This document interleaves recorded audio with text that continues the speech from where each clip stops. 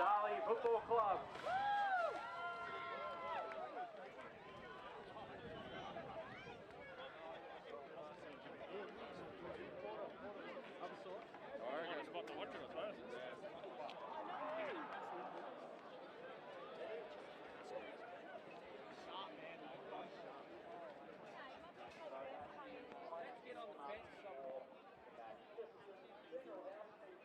Well, a very good afternoon and welcome to City Oval for the McDonald's BFNL Grand Final. We're down to 2. It's the Devils on a 19-0 winning streak, hosting, well, essentially giving them on a Premier status, Sunbury here this afternoon, who have come from 3rd, but they bring some impressive form, having won 7 of their last 8 games. Grey clouds overhead, but not a great deal of breeze to speak of, if anything, favouring the left of screen. As welcome comments duo Travis Hodgson and Alex Kerr for the afternoon's proceeding. Welcome, boys. Cheers, Toddy. Good to be here. Yeah, cheers, Toddy. Great to be here on the final day. And you can just feel the tension around the crowd just walking through the various the colours. Sebastopol just falling shy in the reserves. They've come out in their droves. They finished 19 points shy of Sunbury in the reserves grade. And congratulations to East Point, who did it again in the under-19s. By 10 goals plus, and yeah, they're a bit of a footy factory there at East Point, and the under-19's done it again, a bit like Sunbury in the reserves trap. Yeah, no, they'll continue to propel good quality juniors into senior footy and continue to make East Point a strong club going forward. A late change for the Devils this afternoon. No Mikey Edwards, so Javen Tanner maintains his place, who showed quite a bit, in fairness, in that qualifying final or second semi against Sunbury just a couple of weeks ago. Yeah, I don't think it's a bad thing. I know Edwards would have been a terrific inclusion, but as an outsider, you probably thought that Tanner would have been stiff to have lost his spot. Thought he presented really well that day, and the predicted rain earlier in the week may not arrive, and he's pretty strong in the air. So I don't think there's a lot lost there, Todd. And the Paddy self-storage matchups of the afternoon. Jake Sutton likely to get Billy Myers, and what we've seen over their last 2 head-to-head battles, whilst they're both 2 bona fide A-graders, I guess the priority to minimise Sutton's impact on the scoreboard will be front of mind for the Devils today, Alex. Yeah, most definitely. We know how good he's been this year. They don't just hand out Lockett medals. He's earned that all season, and he's kicked goals for fun. But this matchup is very key for Darley. We know how good Billy Myers has been against the key forwards in the competition. So it'll be very interesting. And across the other side of the ground, Will Johnson, the boogeyman for Sunbury this season. It'll be interesting to see the tactics they employ after he kicked 4 in their last meeting. Yeah, speaking to Sunbury coach Matt White during the week, he was a little shy on saying or indicating any genuine head-to-head against Johnson, rather a team defence and a system scenario to help minimise the influence of Johnson trap. Yeah, it's probably, I think that comes from not having the perfect matchup, to be honest. I think if you've got the guy that you know can get the job done, they probably go with him and lock him on, because Johnson is a real concern for them. But I think they've tried numerous types over the last few seasons and without success, so I think it needs a team effort to get the job done. Zane Lahure comes into the side as another change, all thanks to the Ballarat Times. Unfortunately, at the expense of Brodie Ward, who didn't do much wrong at all in his last hit out, but they're the tough decisions that need to be made ahead of a big game, albeit the competition's biggest one of the season. But Zane Lahure, I expect him to go to Patrick Scanlon, who 13 goals from his last 6 games. He spent some time back in the prelim against Melton. He can do it at both ends and poses a third option, if not fourth, if you include McLean and Johnson into the 4-prong attack for the Lions. Yeah, he does, and you'd think that would be the matchup. You'd think that Brett probably goes to Johnson. Obviously, Myers, Sutton, and that matchup for Scanlon, Lahure. So the beauty with Paddy is if at any stage Darley really get on top in the midfield and Sunbury's under a lot of pressure, you'd expect Paddy to roll back behind the ball like he did last week against Melton. And he's very sure, just calms the ship and uses the ball well. But I think Sunbury will start, obviously, all guns blazing. I think I think they need to be in front by 4 or 5 goals relatively early in the game to be any chance of winning.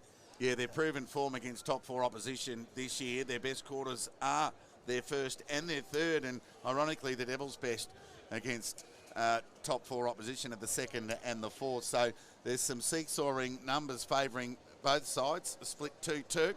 And let's not forget that Sunbury, despite the Devils' 19-0 run and unbeaten since the season opener, have managed to generate an 18-plus point lead in 2 of their 3 outings against the Devils this year.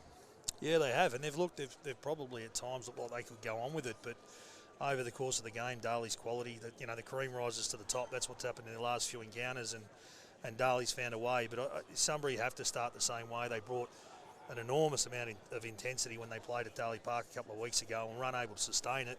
But I don't think there's another way for them. I think they need to start really well, get on top on the scoreboard, but then potentially use the ball a lot better than they did 2 weeks ago, and not always go fast. Sometimes slow things down and control the ball when Darley start to get back and get some momentum. And the midfield battle brought to you by the Running Company. Hendo finishes 1 and 2. Jake Egan and Brett Bewley. Well, they'll be the focus of both teams' supporter base. Those in favour will be hoping that, their preferred mid will get off the leash, while alternatively their opposition number are minimised, because both players can genuinely impact with, Egan averages 28 disposals, Bewley 39, but both have kicked 30 goals plus this year between them. Yeah, and that's the beauty. I think we won't, I'd be surprised if we see a tag today. I think Power will go head-to-head with Hind.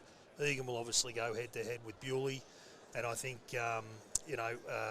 obviously Cameron will be the other one that'll spend time with Luther Baker. But both teams will back in their midfield. They both got a fairly even ride in the ruck last time. There's not much between Ampolsky and Impey. Maybe if one of them gets on top significantly, maybe that'll impact the midfield battle and in turn the result. Yeah, perfect segue into the Spring H2O aerial battle in the middle of the ground, where it all begins head-to-head. Fraser Ampolsky and Lucas Impey. While Impey had a landslide of hit-outs in favour, some plus 40 at their last meet in the second semi-final, it was the follow-up work and contribution around the ground from Ampolsky that pretty much squared away, if not gave Ampolsky the nod. Yeah, he's very good, and we saw that again last week, his ability to contest the ruck work and then get that loose ball at ground level. And it's an important ball for Sunbury to get, because that's the one area that I've got real concerns for Sunbury today. That ground ball, loose ball get is the stat that Darley's absolutely obliterated them in all 3 outings. They got them by about 20 in the last one, and that loose ball is pivotal, because when you win a hard ball, it's usually under a fair bit of heat. Obviously, when you get that loose ball, shoulders are out, you've got some time and space, and you can do a lot of damage with the footy. So it's an area Sunbury will need to improve in today. Plenty of star power out on display here this afternoon for the McDonald's FNL Grand Final. No doubt the 4 terms will be littered with Red Onion highlights to check out during the week via the Red Onion platforms. But on behalf of us, a quick break thanks to CUB for the preliminary ceremony ahead of the big clash between Darley and Sunbury.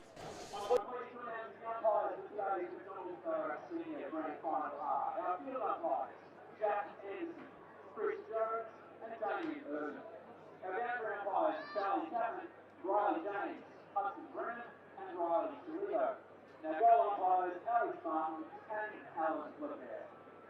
I would now like to call the captains forward for the coin toss.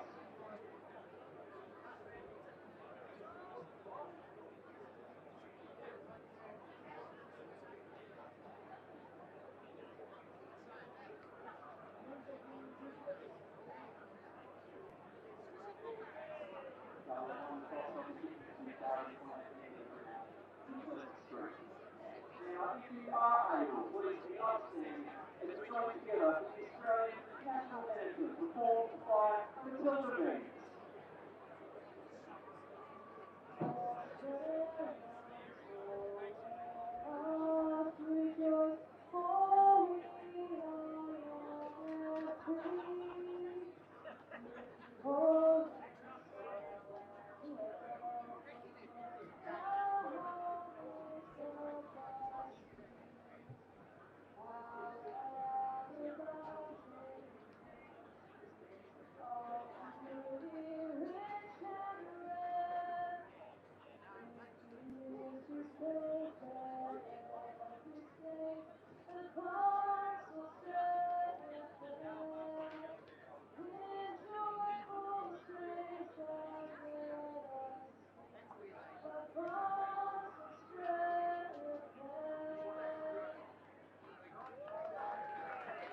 Well done, Mr. Thank you. And good luck to both teams.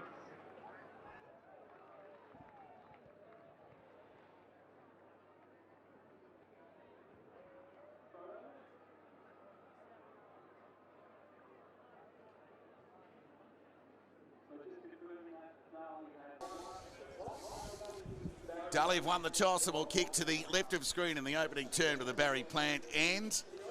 The Ballarat Toyota end to the right. Sunbury will be kicking it into a slight breeze in the opening term, and the Devils, well, toss won by Brett Bewley, aiming to get some early impetus on the scoreboard.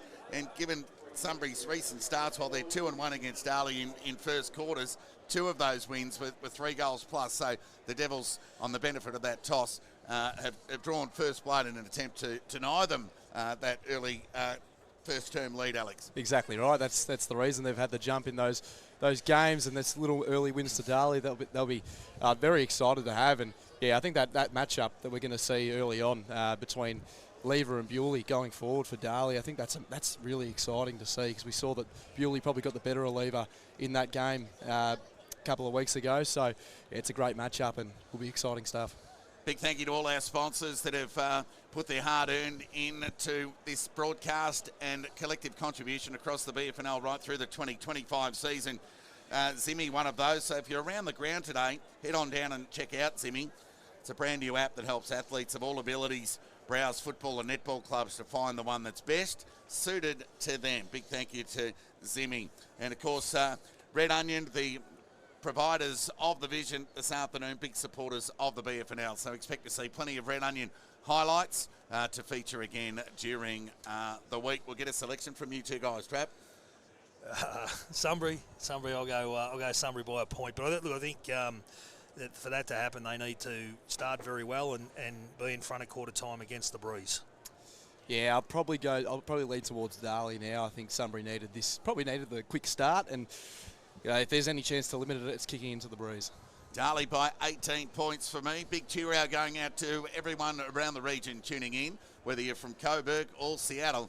I know the dial is tuned in to this BFNL decider between Darley and Sunbury. Cheerio out to the Royal Hotel in Bacchus Marsh, who are streaming the game to all the punters in the Bacchus Marsh Golf Club, obliging and doing the same. And I imagine there'll be plenty of people in Sunbury, those that aren't here, given the significant contribution across the Sunbury Footy Club. Those that aren't here will be tuned in to Trap. Yeah, there are a lot of teams here today, obviously, so they're if they're not here, they'll be tuned in for sure.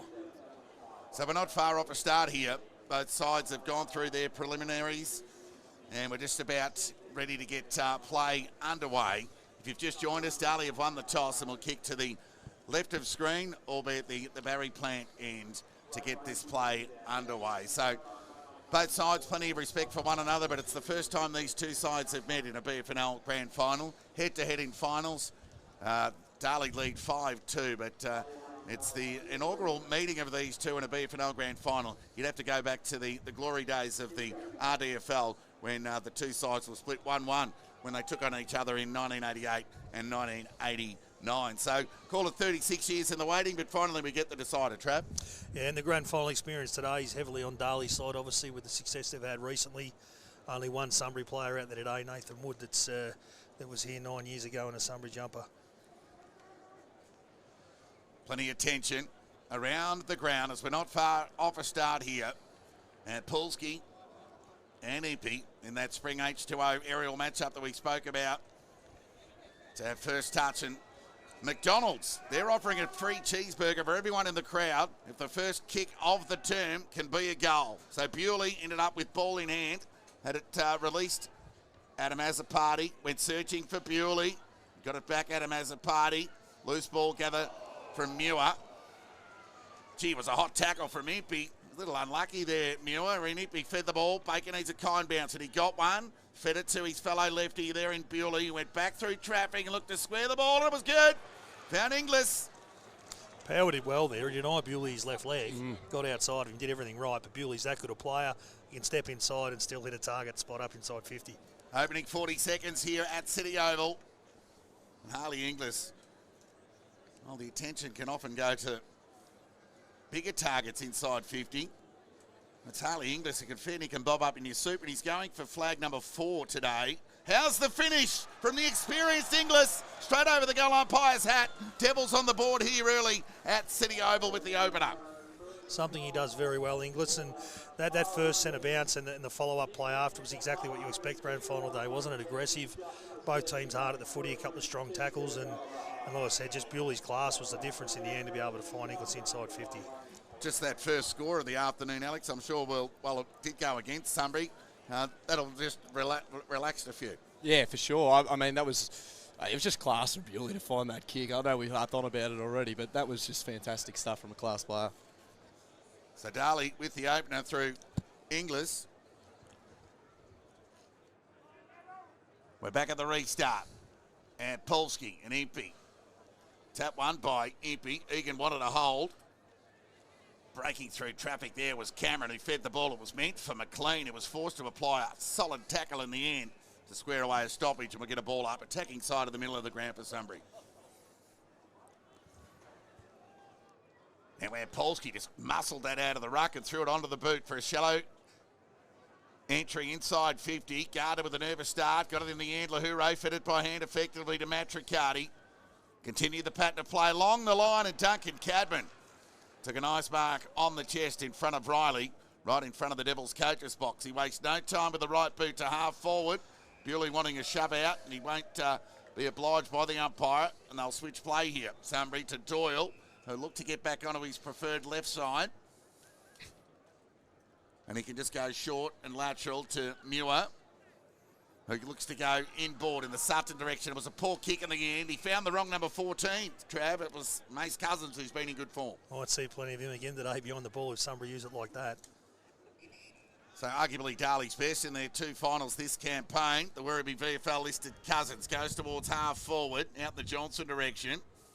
Bounced away from Higan Tendanello, and the Devils get another shallow entry inside 50. Well, the boundary line is your best friend there for Darley. In stoppage inside 50 is fantastic stuff, and another opportunity early on. Throw in, Darley in attack. Johnson to do the ruck work. Tap one by Polsky. Egan with his first touch. Service searching hand pass meant for Cameron. Joel Cadman went to ground. Umpire called play on. Now we'll get a stoppage 70 metres away from the Darley goal. Probably expect plenty of stoppages early, I'd say, with this sort of heat on. Ball up. Impey found Baker. It was a good tap. He tried to go with a searching ball to Adam Azapati. The 2 number 7s, Baker and Muir. Like bees to a honeypot. We'll get a ball up. So Impey went to the outside. Found Baker. It was a good tap. It was a loose kick from the 2023 Henderson Medal runner-up. Out of bounds on the full with a copper territory gain, and the Sunbury captain, Tyson Lieber, will bring the ball back into play. Yeah, it's probably not a great place to be kicking the ball from. We'll see how Darley's set up here. Looks like they're well set up behind the ball. So it'll be Lieber with an important role to play behind the ball today for Sunbury. Gets plenty on the footy. Didn't quite reach, and Polsky was inadvertently the target in the end. Baker and Egan see it over for a boundary throw-in. Doyle's the one that Cousins has gone to. He's got to be very careful not to get too high so that he's irrelevant and Cousins can drop off him. He's got to be that perfect distance away from the footy. Boundary throw-in. Impey and Polsky. Impey again. Power. Fed the ball by hand. It was a good little touch. Found Wood, who just pumped the ball into the middle of the ground, hopeful rather than anything else. Sutton went early. And then Myers slung Sutton to the ground lawfully enough, said the umpire, and we'll get a ball up. Well, he did well there, Sutton. It looked like Myers was in the prime position there, but he was able to jump and create a contest. It's a good little win. Darley 6 leads Sunbury no score. 5 minutes gone opening term, and Polsky. Tapani went as far as the racehorse in hind. He got onto his right boot, and the kick was well measured. Went through in the hands of Duncan Cadman. He'd be disappointed with that. And the turnover release kick was okay. Tendanello, it might be Newitt, in fact, with ball in hand. He'll go with the right boot. He'll go along the line in the Polsky direction. Lahoure at the back. Thump was meant for the boundary line, didn't find it. Waiting at ground level was Muir. Fed the ball by hand to the ruckman. This is always dangerous. Somehow he got Paul to boot. Power went back through the traffic. But the heat was good from the Devils to square away a stoppage, and we'll get a ball up. Cadman won't get too many opportunities like that. He worked really hard for his first one early and got an easy one there. He let go. Big tap, follow-up work. Well, he couldn't impact the contest enough. Baker is held up by Power. We get another ball up. Half-forward broadcast side for the Devils, who kick to the Barry Plant end in this opening term. The left of screen, Impey and Polsky call it even. Joel Cadman needs to be quick. It's nearly holding the ball. Here's Free kick will go to Lant. He goes with the right boot along the line. Target was McLean. Gardner kept his feet, did well. His follow-up, Gardner was good. He ran through the middle of the ground. Fed the ball by hand, did well. Got it to Cousins, back to Gardner. Penetrating kick. Devils have got numbers here. Lever's got an important fist on the footy, but look out. Forced to release the ball by hand with the Lions defence to Land. He got it to the outside to Wood, to Doyle. Spent it before he had it. Gardner kept press. He did well. He should get one high here. Umpire said no. We get a ball up, out of side half forward for the Devils. Don't have a lot of time to get rid of the ball here. It's a nice front-on pressure. It's what you expect from a grand final. Was good ground coverage there from Gardner. Had a good couple of minutes there. Ball up, Impey and Polsky. Impey won the tap. Soccer from Polsky. Got a mini territory going on as far as Matricati. Baker, been industrious early, was composed and went with the left boot in the Johnson direction. There's the fly. Did he bring it down? No, said the umpire. And we'll get a ball up 35 metres away from the Darley goal. Looks dangerous using Lever as a step ladder there. He wasn't far away. Darley 6 in the lead. Sunbury no score. 7.5 minutes gone. Ball up. Chance here for Bewley. Across the body. It's off to the left. It was on his preferred side. It was danger. Danger for the Lions, but they got it done in the end, albeit just the point. And 1-1-7, Darley leads Sunbury. No score. Near 8 minutes gone opening term. I'm sure Matty White would be really disappointed with that entry because I think the main thing with Johnson is you don't want to let him get the run and jump at the ball, and he did very easily there. Yeah. So, yeah, it's something to look at for the Sunbury defenders early on. So the trusty boot of Hannett will send it to the outer side of the ground. Penetrating kick. It's going to come back in as quickly as it came out through Impey. Lowered the eyes. And the kick, I think, was meant for Bewley, but had too much heat on it. Confused Muir as well, and waiting at the back was Joel Cadman. He'll go back and have a shot here from 45 metres out. They are finding some 1v-nuns inside forward 50. Obviously, the first goal to Inglis, Cadman had an opportunity, let one slip through, and now this one here. So it's a good sign for the Devils that they're able to find these loose players inside forward 50 so early in the game. Conversion with the advantage to the left of screen, all important today. Joel Cadman leans back on the kick. Right, always right, stayed there, a minor score, so a let off for Sunbury. Darley 8, lead Sunbury no score on the McDonald's Ballarat scoreboard. So Hannett will look to go to the outer side of the ground with a short kick to found Dewitt and continued the pattern of play. Had too much on the kick, out of bounds on the full, so a nervous start from a couple of the Lions defenders. It's the minor premiers on a 19-0 run, unbeaten since the season opener. Look to make it 20. They were 9-0 heading into their 2023 success. Can they continue the win? Winning pattern, but Egan was up to the task and marked it uncontested in the end. They'll be disappointed with that, the Devils. It's one of the things that makes him such a great player. Mid who can go back and take D50 marks. So Egan to the outer side of the ground, a mile away from us here. Offhands, Matricati ran into a brick wall, albeit Johnston. And we'll get a ball up just inside the boundary line on half forward outer side of the ground for the Devils. And that'll be one to watch as well for Sunbury. I felt like last week against the Bloods, it was their midfielders, we were talking about it, their midfielders doing a majority of the defending earlier on, flooding back inside 50. So that's one to watch. It's good work there by Impey, the ruckman. The loose ball got to Adam Azzopardi, who found Matricati, overcooked the kick out of bounds on the full.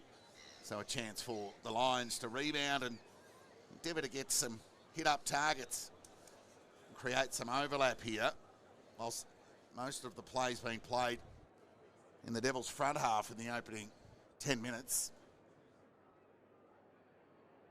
Ball gets to outer centre wing, off hands, and we'll get another boundary throw in. Been a pretty slow sort of 10 minutes, lots of stoppages, both sides bringing plenty of pressure. Sunbury happy to defend with the ball going into the breeze. Sunbury just not able to get their kicking chains going, and it's really a credit to Darley to slow their play up. Throw in, tap one by Impey in the end. But it's the Lions who'll work their way through towards half forward. Chance here for Lant. Knocked off the ball well there by Cousins, who did well, fed it to the outside. Bewley's been important early. Fired the hand pass out to Lahure. And the kick was poor, skewed off the side of the boot, out of bounds on the full. So both sides finding touch, albeit out of bounds on the full in the opening 12 minutes. So Cameron lowered the eyes and went forward. Devils have got numbers. Ground ball, shoveled out there by Lahure to Matthew Brett, to Bewley, kept it in. Hand pass meant for Matricati, found the boundary line in the end. We get a boundary throw-in. Sunbury enjoying a rare inside 50. Brock Land's been really good with his pressure for Sunbury up across half forward early. Boundary throw-in to be Impey and Eels. Give it to Impey to no real advantage. Bewley got a little territory gain. Force it. Second effort was okay. Adam Azapati was clean. Fed it to Joel Cadman. He could have been pinged again. That's twice he's been caught. Didn't have a great deal of time, Joel Cadman, but incorrect disposal nonetheless. Good pressure from McLean. Hard to get through, Mitch McLean. So McLean will go in the Johnston direction. He had a bit of it, could have brought it down. The big fella, Cousins, might have caught one high. Umpire called play on. Fed it by hand to Bewley. The kick was measured and found brother Jack. So Jack Bewley will go along the line. Got plenty on the kick. Somebody got numbers. Johnson did well to square away that ball just to get it to ground. Pressure from Tanner was enough to get a ball up near half forward out of sight of the ground for Darley. Yeah, definitely a let-off there for Sunbury. I'm sure Johnston would have loved that opportunity out in front to take one with 2 mitts early on and get a shot on goal. Hustled out of the ruck well there by Eels. High up and under kick. Cousins on the side. Couldn't hang on. Kept his feet though. He's got another opportunity here. Scanlon provided the pressure. Johnston touch of the fumbles. Now Matthew Brett's in trouble. Got ball to boot and then shoveled it out boundary side towards White. Just needs to gather here. And he did. He fed it to Impey, who found Inglis. Kick across the body, along the line. Ground ball. Bewley, clever. Knocked it to his own advantage and banged the ball deep forward in the Johnson direction through his hands. Second effort, enough. Johnson's on the board. And Charlie get their second. Did well there, controlled Tantanello with his body, held him under the footy. Ball come to ground, he's read it better at ground level. He's done that. That's him there, isn't it? That's why he's such a dangerous player. He looked a genuine threat in the air. He has 2 or 3 times today. Ball hits the ground, he's the first to get loose footy and finish his work. Exactly what Matty White was highlighting during the week on the presser, saying that he's the most damaging when the ball hits the ground. And as a player of a medium build such as himself, it's just so damaging and perfect build up for Darley there, and the one-on-ones is exactly what they want. Yeah, the first red onion highlight of the afternoon to Will Johnston and the Devils. Ham Polsky on the tap. Brett Bewley just got a little feather of a finger on that umpire call play on. Chance for Miller for Sunbury, dribbling ball inside 50. Matthew Brett kept it in front of him. Now fed it to Myers, who's normally trusty by foot. Didn't let me down and found Gardner on half-back out of side. He's got Matricati to the outside, but he plays on. Penetrating kick from half-back to half-forward. Johnson in front, confidence up. Took a nice grab in front of Tintadello. Players just rushing forward. Such is the modern game. He sends a high one. Joel Cabin over the back. Egan couldn't hang on to it. Somehow, surprisingly, just fell into his breadbasket. Just spilled out in the end. And we'll get a ball up 35 metres away from the Darley goal. 2-2-14 Darley leads Sunbury. No score on the McDonald's Ballarat scoreboard. Tap one by Polsky through the hands of Power. Miller over the footy. And the right call will get a ball up. Marginal territory gain to the Devils' goal. We'll get the restart. Tanner and Polsky. Egan went boundary side towards Newitt, but Inglis was there to foil that. Quick hands to Andy Azapati. His kick was smothered. And we'll get a boundary throw in 25 metres away from the Darley goal. All the territory game Darley's way at the moment. Boundary throw in. Tap one by Polsky. Only as far as Matricati. Threw the ball onto the boot to a dangerous area. Oh, force a touch of the fumbles. Tendanello squared away a stoppage in the end right in the goal square. He had all the luck there, didn't he? And just couldn't cash in on it. Somebody needs to defend here, and Polsky expecting to knock this through if he can. He had a swing and a miss, dangerous ground ball. Johnson, he's held up. No Pryor, we'll get a ball up. They look very dangerous with those ground balls. It's a stat they've dominated between the two sides. 16 minutes gone, opening term. Darley lead by 14 points. Tap one by Polsky, got it to Miller. High up and under kick towards the defensive 50. White was in front, got knocked off the footy. The dangerous Hind onto the left boot. Makes no mistake, Hind. There's another Red Onion highlight. And Darley extend to a 20-point lead here at City Oval on the McDonald's FNL Grand Final.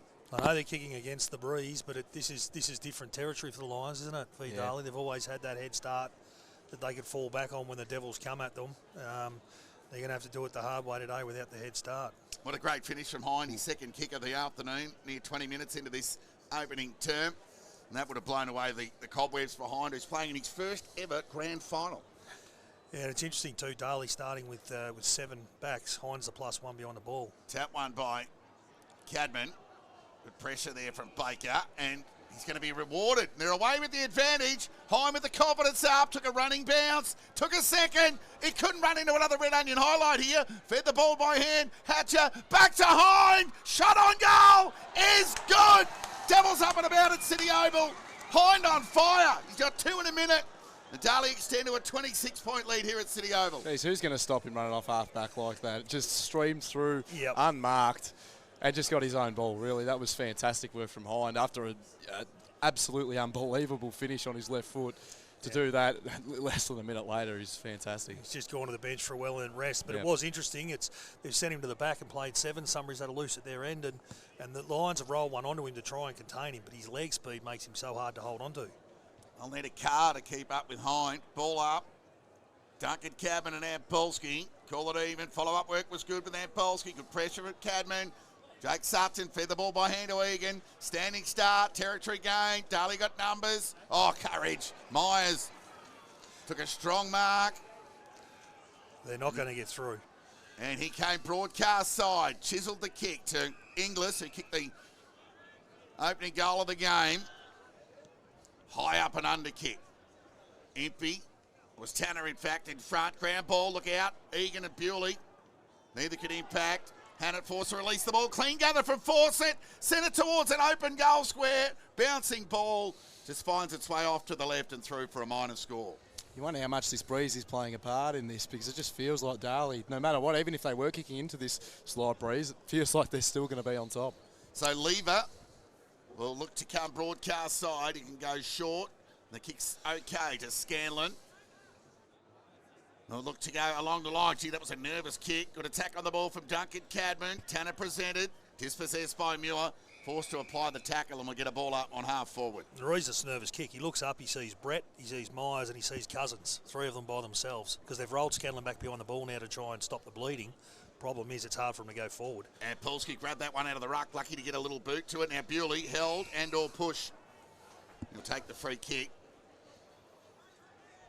So he's been industrious early. Bewley and Baker, in fact, and just when you're wondering where Hind was, he just went bang, bang. So the 3 big guns have inserted themselves early in this game. Umpires picked out a free kick. Well, it was a mark to Riley and a free kick to Lever. So either way, somebody will end up with ball. And it'll be Lever to do the release kick. They trail by 27 points, approaching time on in this opening term. Gee, the breeze held up there. Doyle in front. Couldn't hang on. Baker fed it to Bewley. And away went the Devils captain from outside 50. Goes to the dangerous area.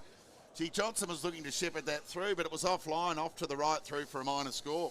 Wouldn't have been surprised to see that swing back. He's a fantastic kick of the footy. They waste no time bringing the ball back into play. And Wood will get on to the end of this. And he'll feed it with the left boot. Kick was good and found Miller. So Miller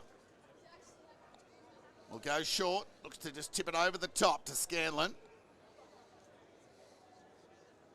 Seemingly bereft of option forward of the ball at the moment, the Lions. It's all Darley a kick away. They're well established behind the ball. So Scanlon, kick into the breeze. It was a nice mark taken there by Cousins. He just won the raffle. So Cousins will look to use the aid of the breeze. And he went long to a dangerous area. 10 of the target. Oh, look out the back. Will it sit up for Johnson? Well, it did in the end. Oh, getting out the back. You wouldn't believe it. Running into an open goal there was Crawford. Luck's a fortune, but it favours the Brave.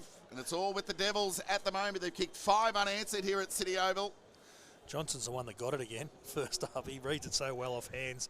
You can see that the breeze is obviously very strong. Lever's a penetrating kick, and he's almost started to boomerang back to him. And Cousins has taken ground there and probably kicked that 65 metres. So there's a fair bit on it, but they're completely outplaying them. They've had 2 inside 50s for the quarter. It's all been the ball at the source. They've just been winning it at will. It's been a Devils blitz in the opening 20 minutes. Tap one by Impey. Ground level ball. Cameron clean as we know him to be. Forced to release the ball. And he has a party. Fed it by hand. Through traffic went Hind. Fed it to Baker. Back to Hind. Lowered the eye. Sent it forward. Bouncing ball. Not out of trouble yet. Hatcher got the loose ball. Sent it to the top of the goal square. Excellent spoiled there from Riley. Wood involved. Just nudged it forward. Got a small territory gain. Miller tried to impact the contest. Johnson kept it in. So did Crawford. Went with the outside of the right boot with a banana effort. Oh, and from the side, we're going to grab. Terrific mark taken there by Jack Bewley. He'll go back and have a shot on goal here from point-blank range and extend the margin to 40. It's probably a free kick in there otherwise anyway. Yes. To one of the other Darley forwards. To Tanner. Yeah. So Jack Bewley gets his first and Darley's 6th. 40 plays 0.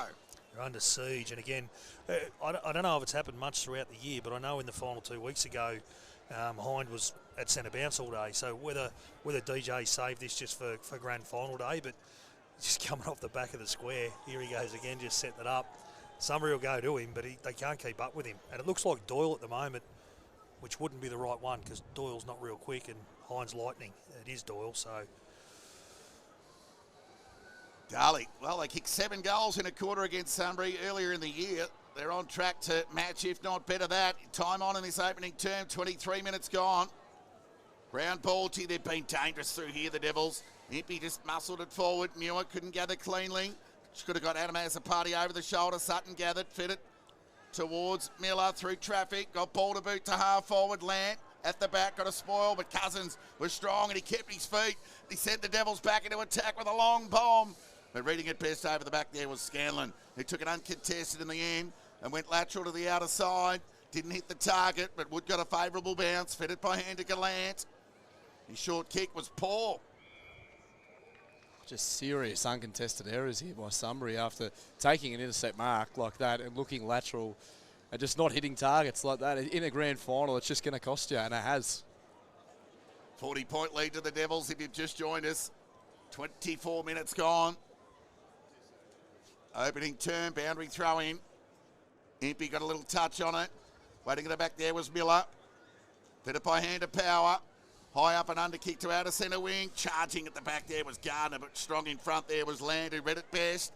And he'll look to wheel and go and play on and send the ball to half forward to a one-on-one. Johnson and Brett didn't get the journey. Lahoure impacted first on Boyd.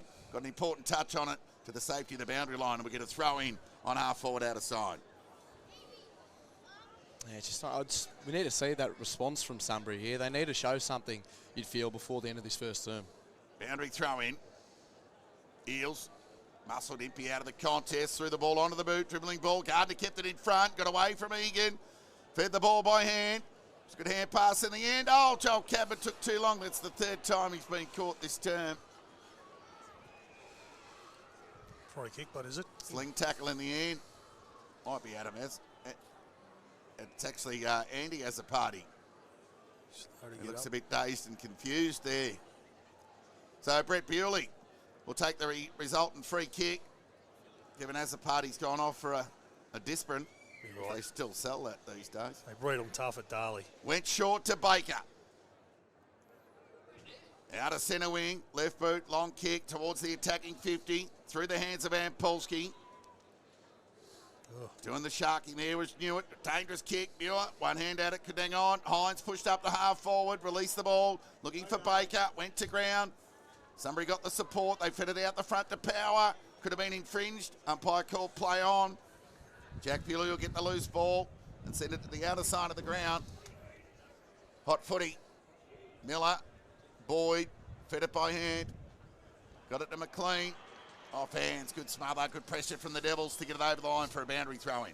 Knew it on his last kick back. It's got to go boundary side, not into the corridor like that with the pressure they're under.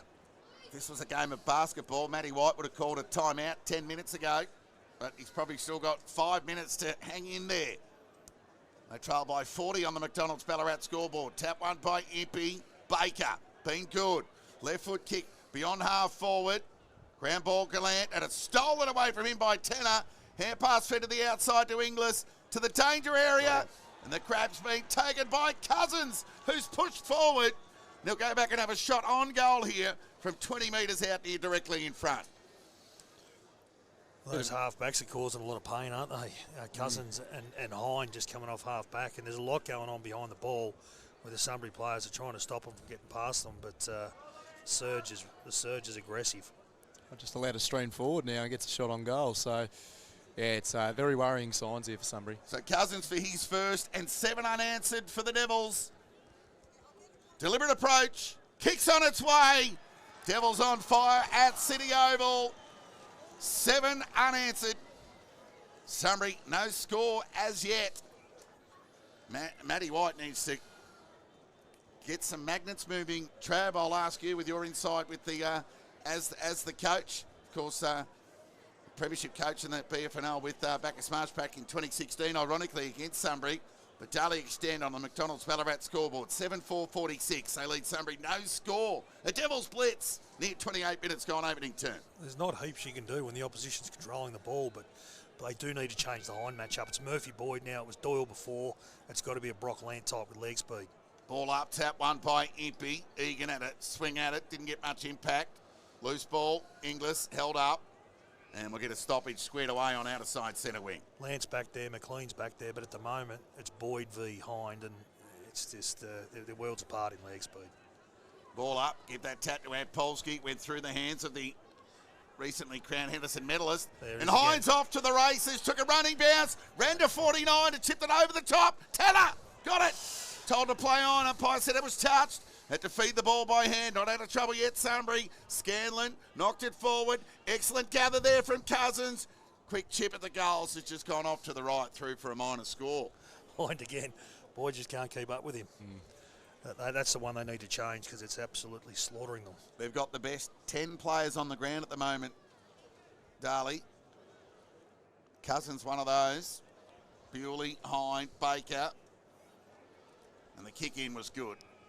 Found Egan, who played on and went by hand to Lever. They continued the pattern of play to the outer side, and that was good. Found Johnston.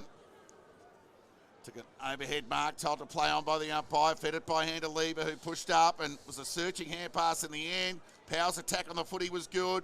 Got the overlap to Cameron. Hasn't got a lot of space. Through the hands of Land. Kept running. Cameron kept it in front of him. Nearly ran out of space, but the defensive pressure was terrific from the Devils to see it over the line for a boundary throw-in 15 metres away from the Sunbury goal. Was better there by Sunbury. They were able to link some chains together, but at that crucial moment before going inside 50, nearly turning the ball over. So a rare time in the Ballarat Toyota end, albeit Sunbury's in this term. Egan gang tackled, umpire called play on. Bewley just strolled away with it. Training drill, left foot through the hands of Hatcher. Now Wood will look to get inside for some support. He hasn't got any at the moment. Fawcett picked it up and just looked to chip it over the top to Cousins. Went over his head. Miller provided the reinforcements, albeit the resistance. Knocked at the advantage of Scanlon. It's going to come back. It's going to be paid as a trip. I thought the advantage would have been afforded to Sunbury. But it'll come back to Scanlon. Egan need to be a bit better with his ball security up the other end. You finally get inside 50, your backs can get a rest, they can press up higher. Jakey just needed to secure the ball better. So Scanlon along the line, beyond the defensive 50, and Polsky couldn't hang on. Egan forced to release the ball by hand, and Polsky went to the voice of Boyd, didn't get the journey. Impey cut it off, gave it back to Wood, and his left foot kick will only go as far as Myers, who read it best off the boot. He looked to go into the middle of the ground with a chip. I think it was meant for Brett, but it ended up in another Brett's hands. I speak of Bewley, who'll lope onto that left. He's had more of it than anyone in this opening term. Left foot kick to the dangerous Johnson over his head. Chance here for Newitt. kick was for touch in the end. Got to Gallant on the bounce, who fed it by hand to Lever. Little shimmy around Joel Cadman, and he went to true half-back. It was a good kick from the captain and hit up Power on half-back. Look to go to the outer side. Johnson's got a paddock, and now he can just weigh up the options. Continue the pattern of play to Sutton, who marked just inside the Darley coach's box. Wheels onto the right boot. Shallow entry inside 50. White may have done enough. Sunbury wanted the free, denied. Follow-up work from White. Found Myers, but the siren will save them all. Beautiful transition there. That last passage by Sunbury where they just lower their eyes, leave it to Power to Johnson to Sutton, because they've lost their shape ahead of the ball. They've lost their shape, so that they've had to use those 1v9s, and they showed they can do it there. Well, someone needs to turn the volume of that siren up. Fair dinkum, you would have been in to think that a fire engine had just driven past 5 Ks away, because Bewley and Hind were off again to the races. But at quarter time here, ahead of the CUB break, Darley 7-5-47 leads Sunbury, no score. The turn went for the best part of 31 minutes. We had 6 goal scorers spread the load on the goal front for the Devils, and Alex, you've got those. Yeah, so we had Hind with 2, Inglis, Johnson, Crawford, Jay Bewley and Cousins all with the 1. No score to Sunbury.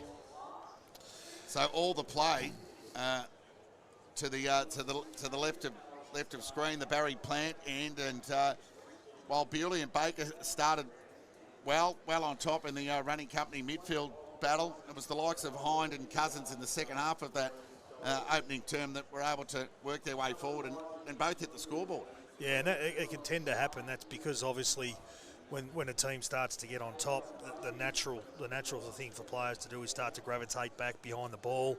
So your half forwards start to get really high. All of a sudden, halfbacks are unchecked. So, yeah, so once the midfield got on top early, credit to those guys in the forwards, it drew the Sunbury forwards up the ground to defend, and all of a sudden, Hind and Cousins have got a little bit of space to behind the ball.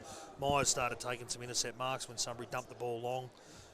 So, yeah, I guess to put some perspective around it, it's probably, do you think, a 4-goal breeze? You think? Yeah, I think it's clearly more pronounced. I know the wings of us are here in the 60-yard renter truck. It's basically not having a roll, but no doubt it's fairly pronounced out there, and you can just see with the efforts trying to get the journey with the foot, clearly favouring the Barry Plant or left of screen end. But they'll be forced to defend at times again at the Ballarat Toyota end in the second term. But guys, we'll give you an opportunity in this CUB quarter time break to refill your beverages. We're just a quarter in, and it's the Devils with a blitz. 7-5-47 at quarter time. They lead Sunbury no score, who come with the breeze in the second term.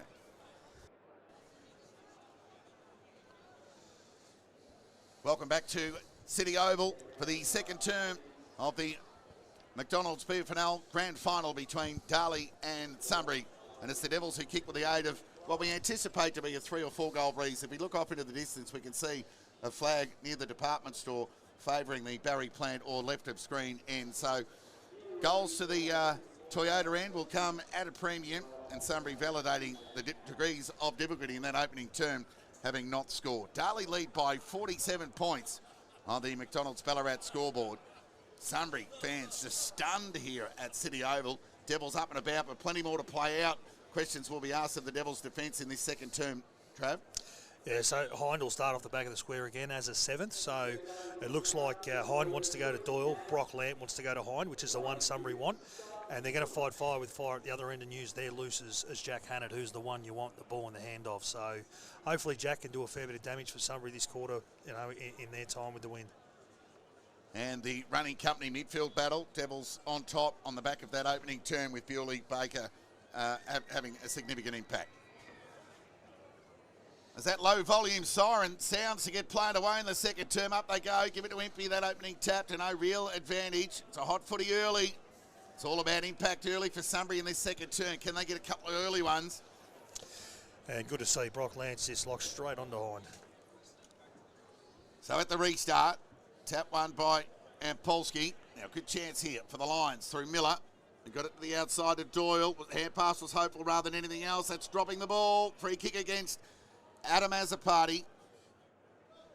Andy Azzopardi off the ground in that opening term on the back of a heavy tackle. So Miller will go wide of the pocket. Excellent ball there from Lahure on Egan. And he'll get it back here, back into the side today. Fed the ball by foot to Andy Azzopardi, who's recovered and played on and went to Hine, who was dangerous in that opening term. Inglis with the outside of the right boot. It was a dangerous kick. Baker took on the tackle of Hannah, couldn't quite shrug it, but was able to release the ball by hand to Azzopardi towards Johnson. Good spoil on the ball, they're not out of trouble yet. Standing start, left foot kick from Hine. How about that, sublime. How easily. Bewley, in fact, was it? Well, they're both standing next to one another with no hair and white boots. Yeah, how easily they were just able to rebound from their defensive half there, Darley, against the breeze. It looked as though Sunbury were getting the golden opportunity at the other end, and how quickly they've been able to turn it into their own is just crazy. So force it into the tough breeze. Just holds up. Journey wasn't a problem. It's just the accuracy in the end off to the right. That would have been soul-destroying, wouldn't it, for Sunbury? They get it that easy against the wind. Sigh of relief for Lions fans who've come in their droves today with a high representation across grades, football and netball. And Lieber will look to take advantage of the breeze and get it beyond half-back. Egan, terrific grab, played on, fed it by hand of Power. He's their number one player for handball, receives. Right foot kick out direction of McLean, knocked off the ball by Gardner. Umpire picked out a free kick for a hold here. It's going to go the way of Sutton against Myers. So the Tony Lockett medalist's first real genuine attempt on goal 2 minutes into the second term. First real genuine one-on-one he's been able to get all day. And he forced, Myers to try and find the body, and he's done very well there to win that free kick, and a big opportunity here for him. So you'd be used to a breeze like this, Sutton. We see it at the Clark Oval often. So he's often very accurate on the radar, even with a breeze. So multiple goals in all bar one of his games this year, 20 games in fact. It's bending. Was he stiff? Sign of the times for the opening quarter and a bit for Sunbury hits the post. I thought he placed that beautifully. The ball didn't do enough. Strong breeze. So Hind to bring the ball back into play. Being delegated with the kicking duties. And he goes with the right boot towards Bewley. Well, he might have booted that out of bounds on the full there in the end, did he? He did. After he was pushed in the back. Yeah, he's just letting the umpire know that, hang on. It's gone Sunbury's way. So it'll be Egan. McLean, in fact. Not beyond him. So booted 40 goals a couple of years ago in a breakout season in 2023, playing a high forward pocket. Kicks on its way. And it's just off to the right. Stayed right, always right. So whilst the breeze is an advantage, you still have to negotiate fundamentally between the sticks, Trap. Yeah, yep. They've had it in the right two hands. McLean and Sutton are their two noted goal kickers, but not an easy shot there for Mitch. So Myers will assume the kick-in duties, and he'll go short to Hind. An explosive start to the game with 2 goals, 2 red onion highlights. He goes with the right boot towards half-back to a swarm of players. Tendinello got a little touch on it. Over the line for a boundary throw-in on half-forward out of side for Sunbury. That's his 5th in 4 minutes this quarter too for Hind. He's picked up where he left off. Near 5 minutes gone. Second term here. Sunbury looking to impact the scoreboard with the breeze. They've had a couple of shots on goal. For just the 2 behinds to the Barry plant or left of screen end. Loose ball gather from Myers. Fed it to the outside to Baker, who was clean with the receive. Went inboard to Adam Azzopardi, had to stop and prop and go back through traffic. Bewley took them on. He too had to release, only as far as Egan. Turnover here for Sunbury. Good sport at the back from Lahure on Scanlon. Opportunity for Sutton. Through the head back, went to ground. McLean was held without it. He'll deservedly get a free kick here. And a shot on goal imminent for Sunbury.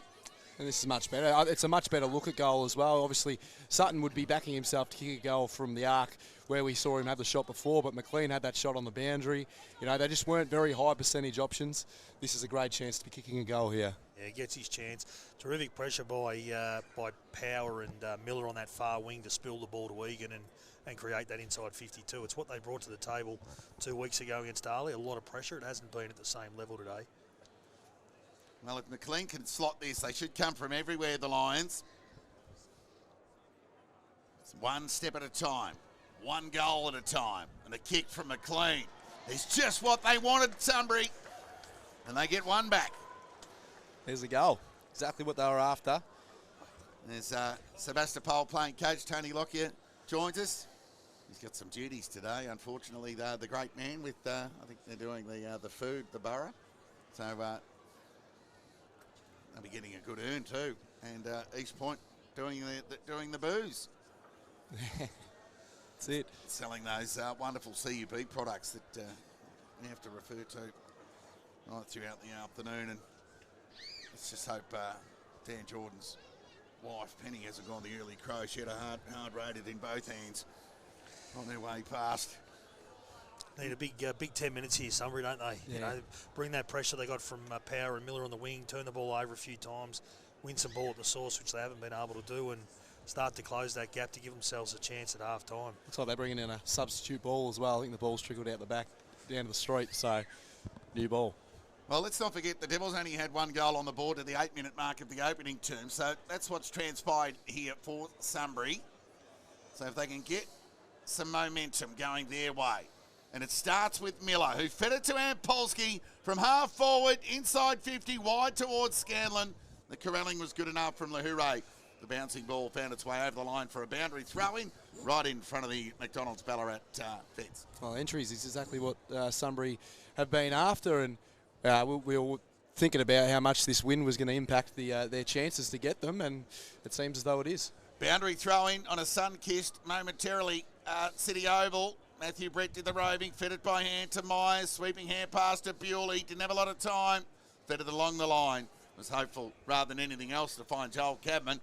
Found the boundary line instead. That won't upset the Devils too much. They've got it outside of their defensive 50 for a throwing. Probably already equalled their first quarter inside 50s, haven't they? 4 or 5. I reckon they've even got more.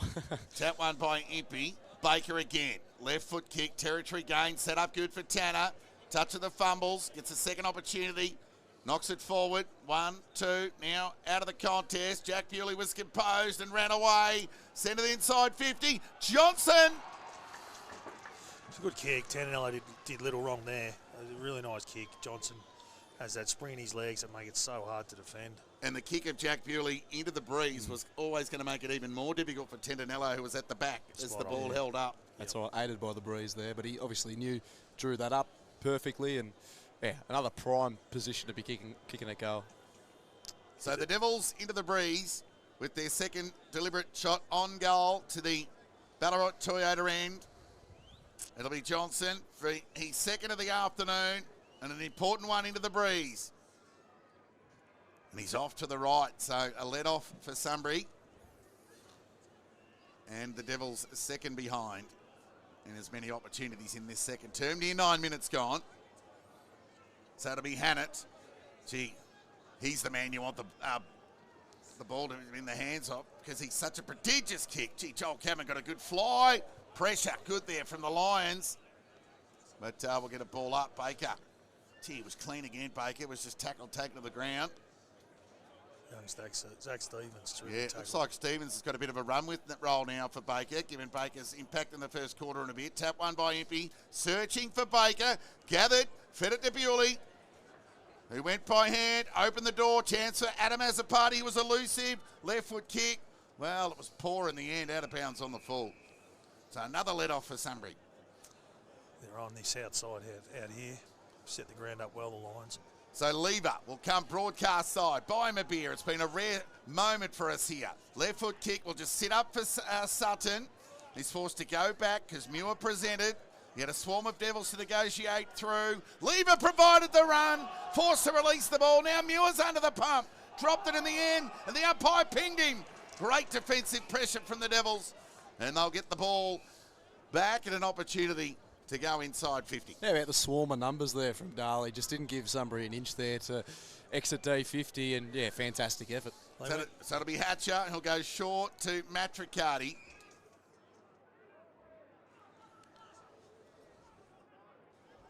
Dangerous minutes here for Sunbury as the Devils impact into the breeze. It was a poor kick.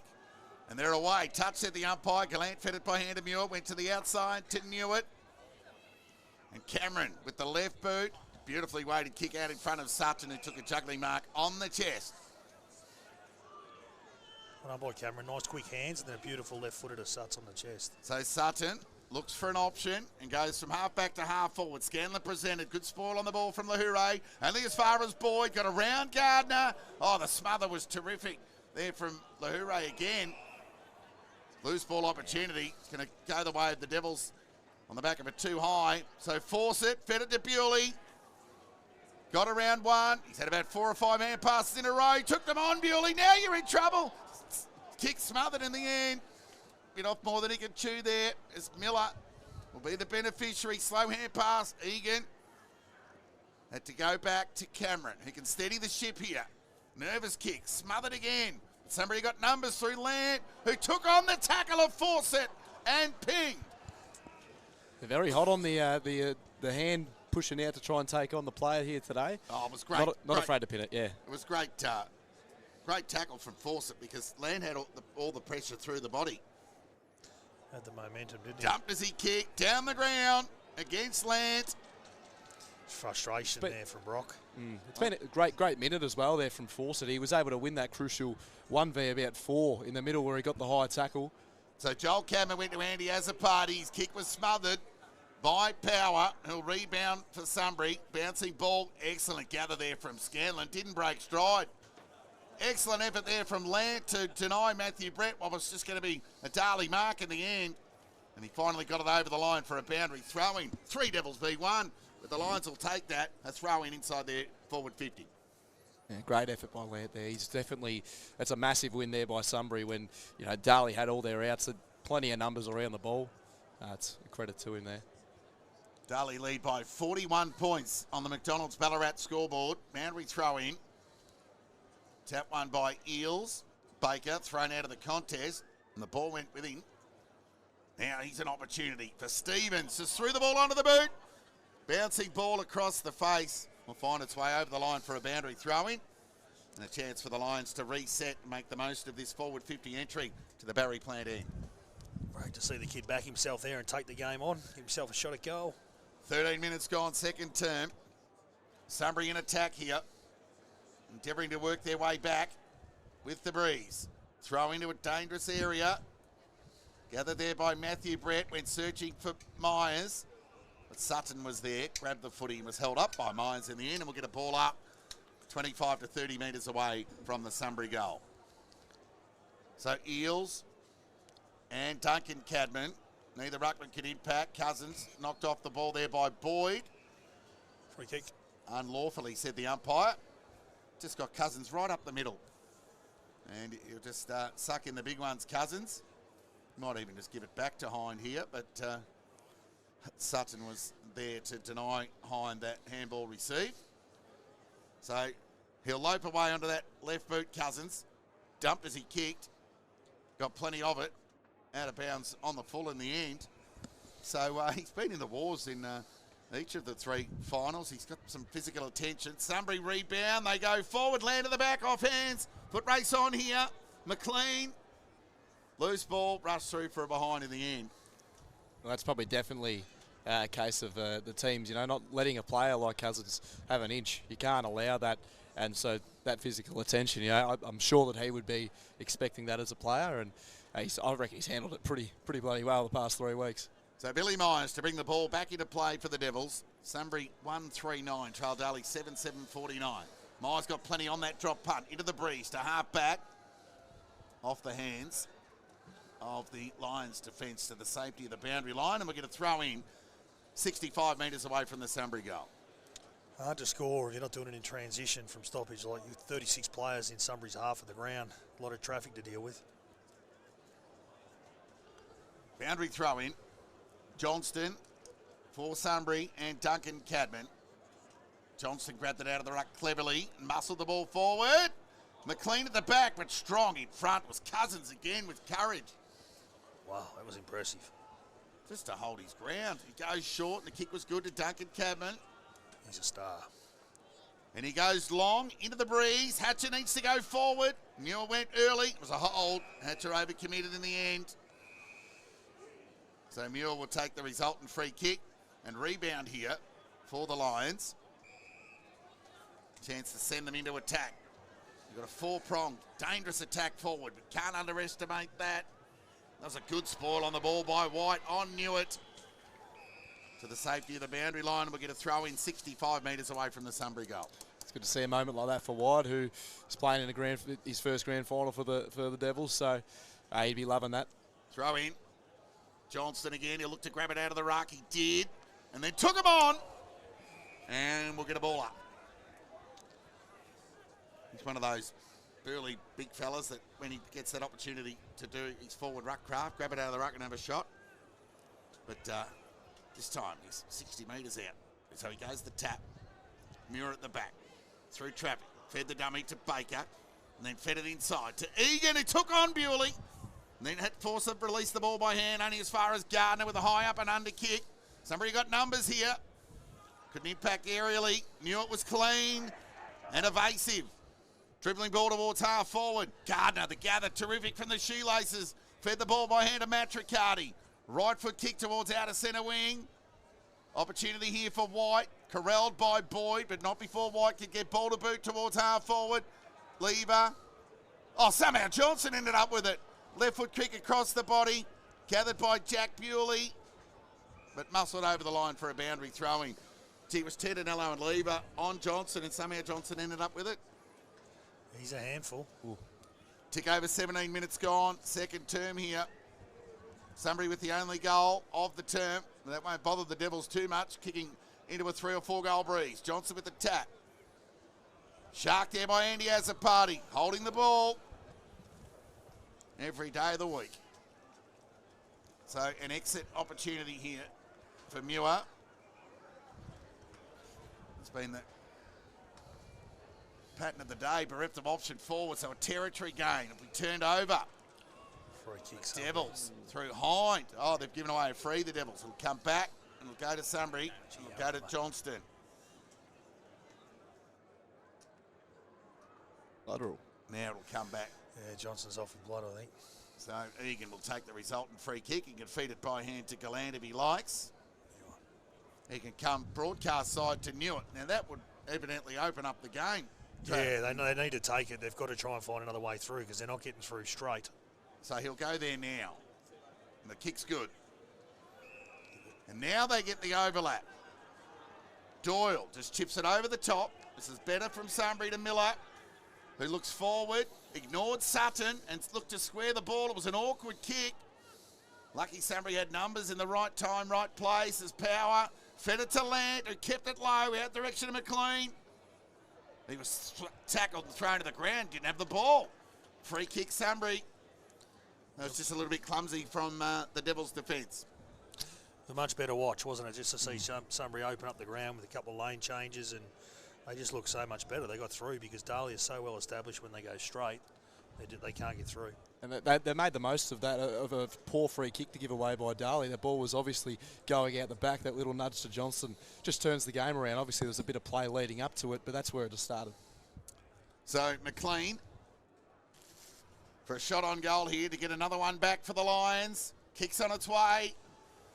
Off to the right, through for a minor score. So McLean, whilst offline on that occasion, remains the only major goal scorer for Sunbury this afternoon. He has 1.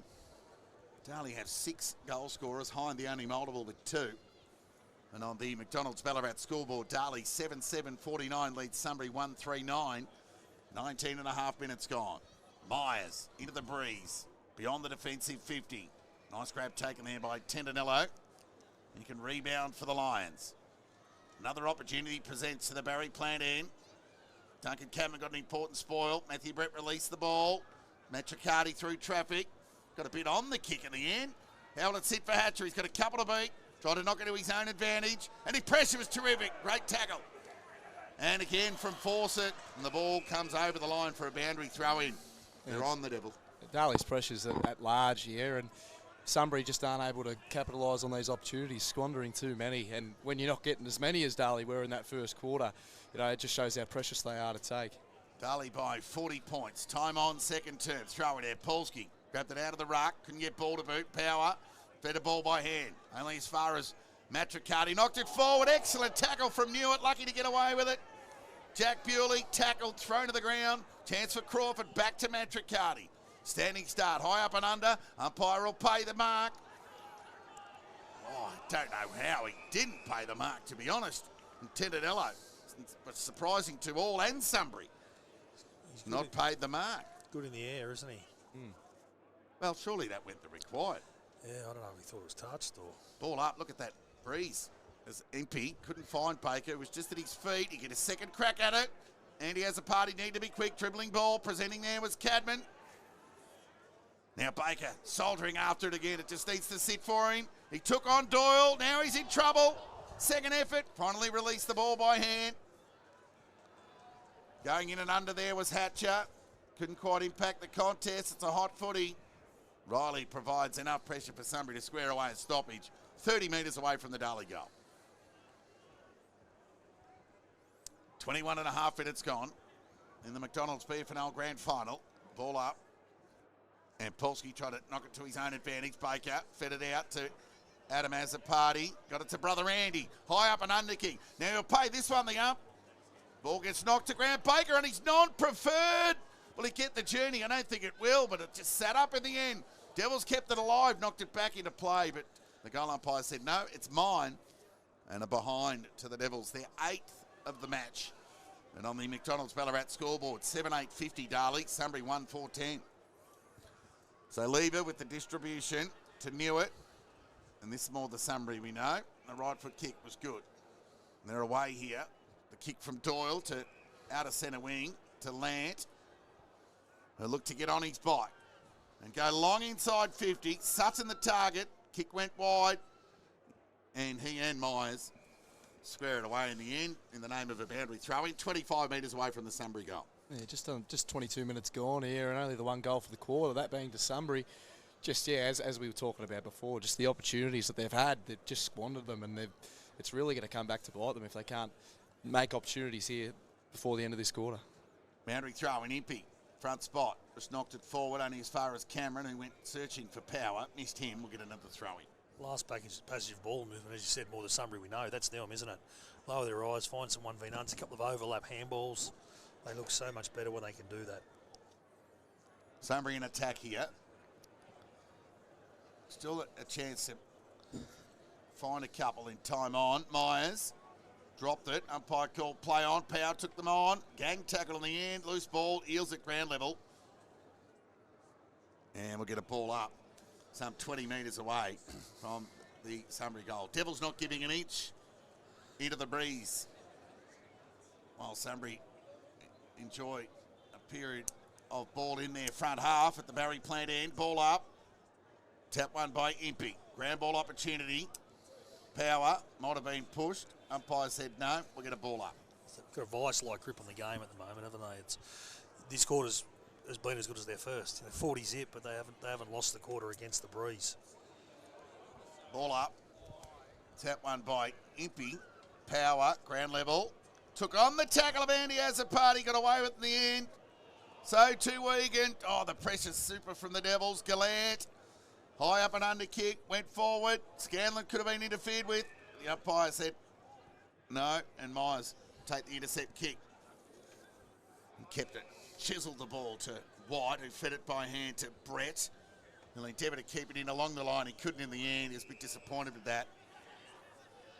So Wood to do the rebounding for Sunbury. 24 and a half minutes gone. The kick was good. Found Scanlon, who presented.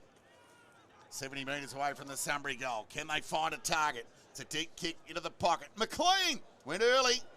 Would have been unrealistic in the end. Umpire agreed. And the Devils will take a resultant free kick.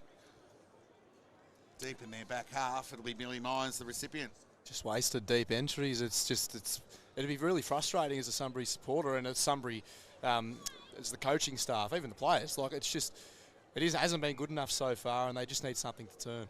So Myers chisels the ball again, kept it low, went through the hands of Sutton. Just waiting at the back there was Lever, who's tried hard today for Sunbury in the opening half. Kick was okay to Power, who marked just outside 50. Too far out, I think, H. So he looks to square the ball.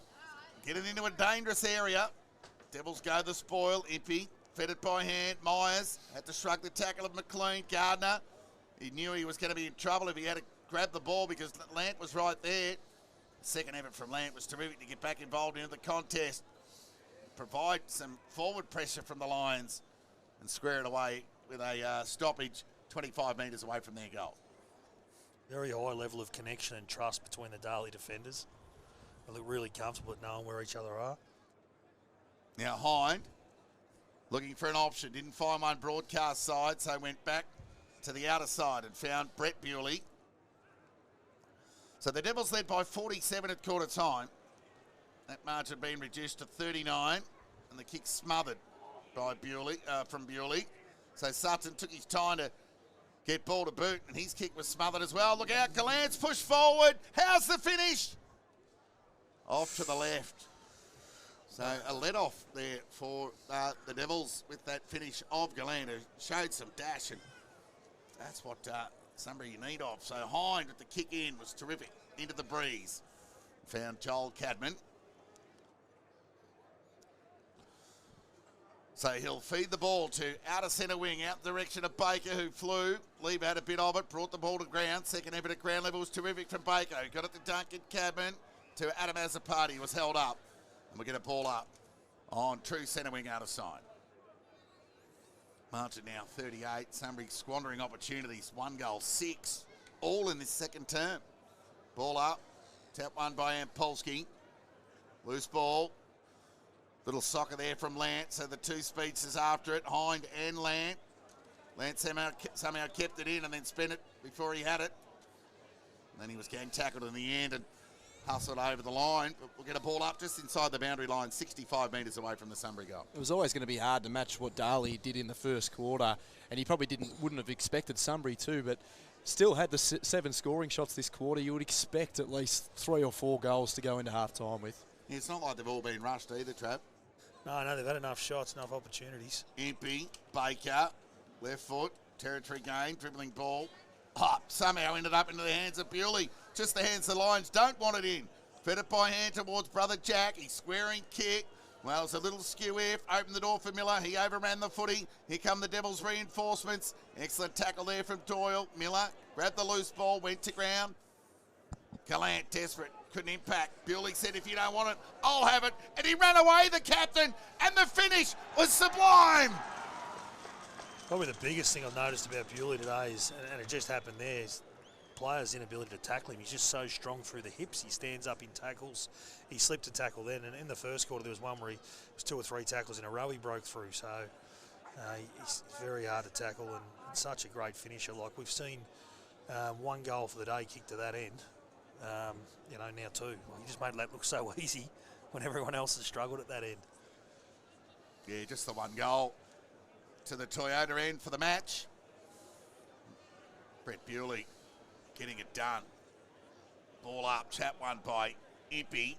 Baker nearly had that takeaway, but Egan ran away with it in the end. He can send the Lions long with a tumbling, awkward kick. The bouncing ball will find its way to the right-hand side of the point post, and we'll get a boundary throw in. Sunbury deep into attack. 29 minutes gone, second turn. So another ground ball get there from Bewley, that takeaway, and you were speaking about that in the lead-up, Trav. Yeah, it's a stat they'll be in front in again today. There's no doubt about that. So, whilst Egan with that clearance, the Devils well on top in the running machine, or the running company midfield battle. And we'll get another stoppage here, some 45 metres away from the Sunbury goal. Gee, we've had some luck with the weather today. Even the sun shining down. Well, it's not working in the heat sense. It's providing some bright light on the ground. In a opening first half of this McDonald's FNL Grand Final that's essentially belonged to the Devils, who led by 47 at quarter time. The margin just reduced to 44 with a goal apiece in this second term. Throw in. Good use of the body by Johnson. Loves to do that. Fed it to Sutton outside of the right boot. Will be just knocked through in the end by Lahoure. And Sunbury 7th behind. They're 1-7. They trail Darley 8-8 on the McDonald's Ballarat scoreboard. 43-point margin to the Devils. So Hind, cleverly, just fundamentally into the breeze. They've kicked the ball well out of defence. Daly, especially on the back of a behind, and found Brett, who went to the outer side of the ground. It's a good grab there from Impey. Got the acknowledgement of the support on the outer side of the ground with a round of applause. So Impey, the Williamstown VFL listed youngster. Inglis is infringed here. The free kick will go to Cameron. Shanked the kick, Impey, didn't he? Yeah. Put him under So pressure. He runs his measure and sends the ball forward. Cousins from the side couldn't hang on. At the back there was Myers, who read it well, cleanly, and fed the ball beautifully by foot to Matricati, who went behind. He'll just retreat back to Myers, who's now on the last line and has to reproduce one of those chisels. And he does efficiently to Matthew Brett. 31 and a half minutes gone. Just 2 goals for the term collectively, so there couldn't be long left. So Matthew Brett goes along the line here.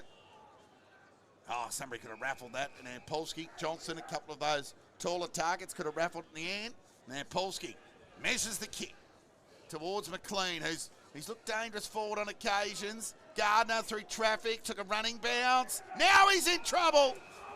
There's no options. There's an excellent steal from Tendinello. I think he thinks he's half a chance from here. Win behind his back, it'd probably take his best. So Tendinello from inside the centre square here at City Oval. If he can slot this, it'll be a red onion highlight, that's for sure. Be the final kick of the quarter. 65 metres out from goal. 32 and a half minutes gone. Tendinello gets plenty on the kick. Has he got the journey? Yes, he has. So a pulse for Sunbury just ahead of the CUB halftime break. The Lions get their second as the siren sounds here. So a little morale booster for the Lions heading into halftime. But on the McDonald's Ballarat scoreboard here at City Oval, Sunbury 2 goals, 7-19. Charles Daly 8-8-56. The Devils led by 47 at quarter time. That margin has been reduced to 37 on the back of Sunbury's time with a 3 to 4 goal breeze, Trav. Yeah, well, it was a very good quarter by Daly again to control Sunbury the way they did. But as you've mentioned, Sunbury had taken their opportunities and used the ball a bit better inside 50. They might be a little bit closer. Like that last entry of Cameron's into the middle of the ground went to a 5-on-1. They were never going to win that. I think what they need to do in the third quarter, they need to really make the ground big and find some uncontested possession and transition the ball in that way, because they're not winning the contested stuff in the air today. They're not going to get through Cousins and Myers and Brett by dumping the ball in. They've looked their best today in small patches, but they've looked the best when they've lowered their eyes and they've hit players up, or when they've opened the ground up, made the ground big, and they've transitioned with 4 or 5 uncontested possessions. That's their, to get back into the game, they need to win the third quarter against the Breeze effectively. Yeah, I think Daly's ball use both into the Breeze and with it has been ahead of Sunbury's, and it's had a big say in the 37-point advantage they have at half-time. Of course, this half-time break brought to you by CUB. And to make the most of that sponsorship, it's for you guys tuning in at home to go and do your bit. Grab a CUB product out of the fridge and fill up, have a spell, and buckle yourselves up for a most entertaining second half of BFNL Grand Final action coming your way soon. Alex Kerr, you've got the goal kickers for us before we have a spell. Yep, Adali, we've got Hine with 2, Inglis, Johnson, Crawford, J. Bewley, Cousins, and B. Bewley all with the 1. And for Sunbury, we've got McLean and Tantanello with 1. On the McDonald's Ballarat scoreboard here at halftime, Daly 8-8-56 leads Sunbury 2-7-19 in the grand final. Still plenty more to play out. They're never easy to win, Trav, and the Devils will be fully aware of that. And Sunbury, well, they just need some belief. And if they can defend well in the third term, who knows, they could be back in with a sniff come the final term. But stick with us via the Red Onion Vision here and the BFNL Match Centre. It's the Devils who lead Sunbury by 37 points.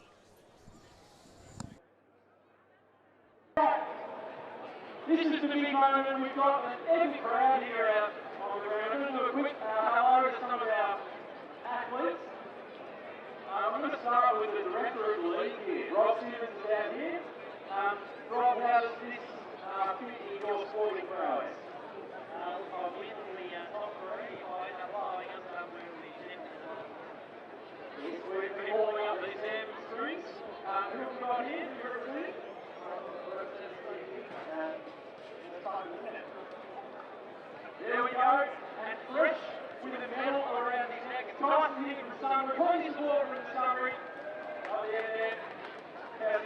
against the achievements today you got. We better than the medal, so we got a couple of umpires here. You guys can know that part of the season. Spikes on as well. This is very intimidating. Who have we got? Alright, they look fast. I'm nervous. Fraser, Scottish here. Fraser is a stall hip finalist. Not to intimidate anyone else to get him out of the line. He's going to be running pretty quick today. Well, we'll go with Edwin. How's this rank against running a coloured stall? The city over was a great place to be. Darley, football club represented here. What's your name? Bailey. What was your record? We saw last night on the socials. Pretty good to me. Well deserved to get up. From Sebastopol, Sarah, female in the field. What's your name? Chelsea's here for Ballarat. Bit of support still here. Final four athletes. Sydney's one of our sponsors here. What's your name? Nathan, you look pretty quick. I'm pretty intimidated by you already. Now we've also got Harry here from the league. Harry, you feel warm. Short, sweet. And from Red Onion Creative, I just love this suit you've got here. Tell us who you are and what you're wearing. This is the club in fantastic. And shout out to our Red Onion Creative team for all of the live stream footage. And finally, Bacchus Marshall represented here. What's your name? Arnie, let's go. I think we're ready. And finally, I'm going to be joining the run with Mike. So, how's this going to work? It will be an on your mark, get set, go. Are we ready? The track is clear. I'm nervous for our spectators at the end. You might get bowled through. So just be careful as you come through. Maybe give yourself another metre or two again. Athletes. On your marks. Set, go! All off! On your track! Who's coming out here? It's Jones out front! The ball's coming through second. Jones got it! Jones got the through.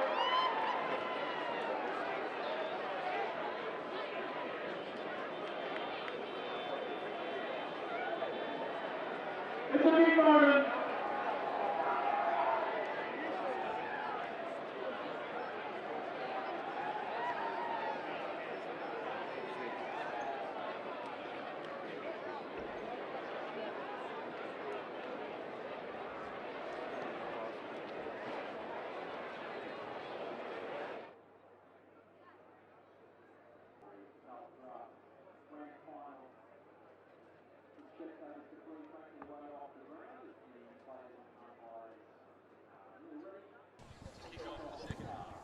Welcome back to City Oval ahead of the second half action here in the McDonald's FNL Grand Final.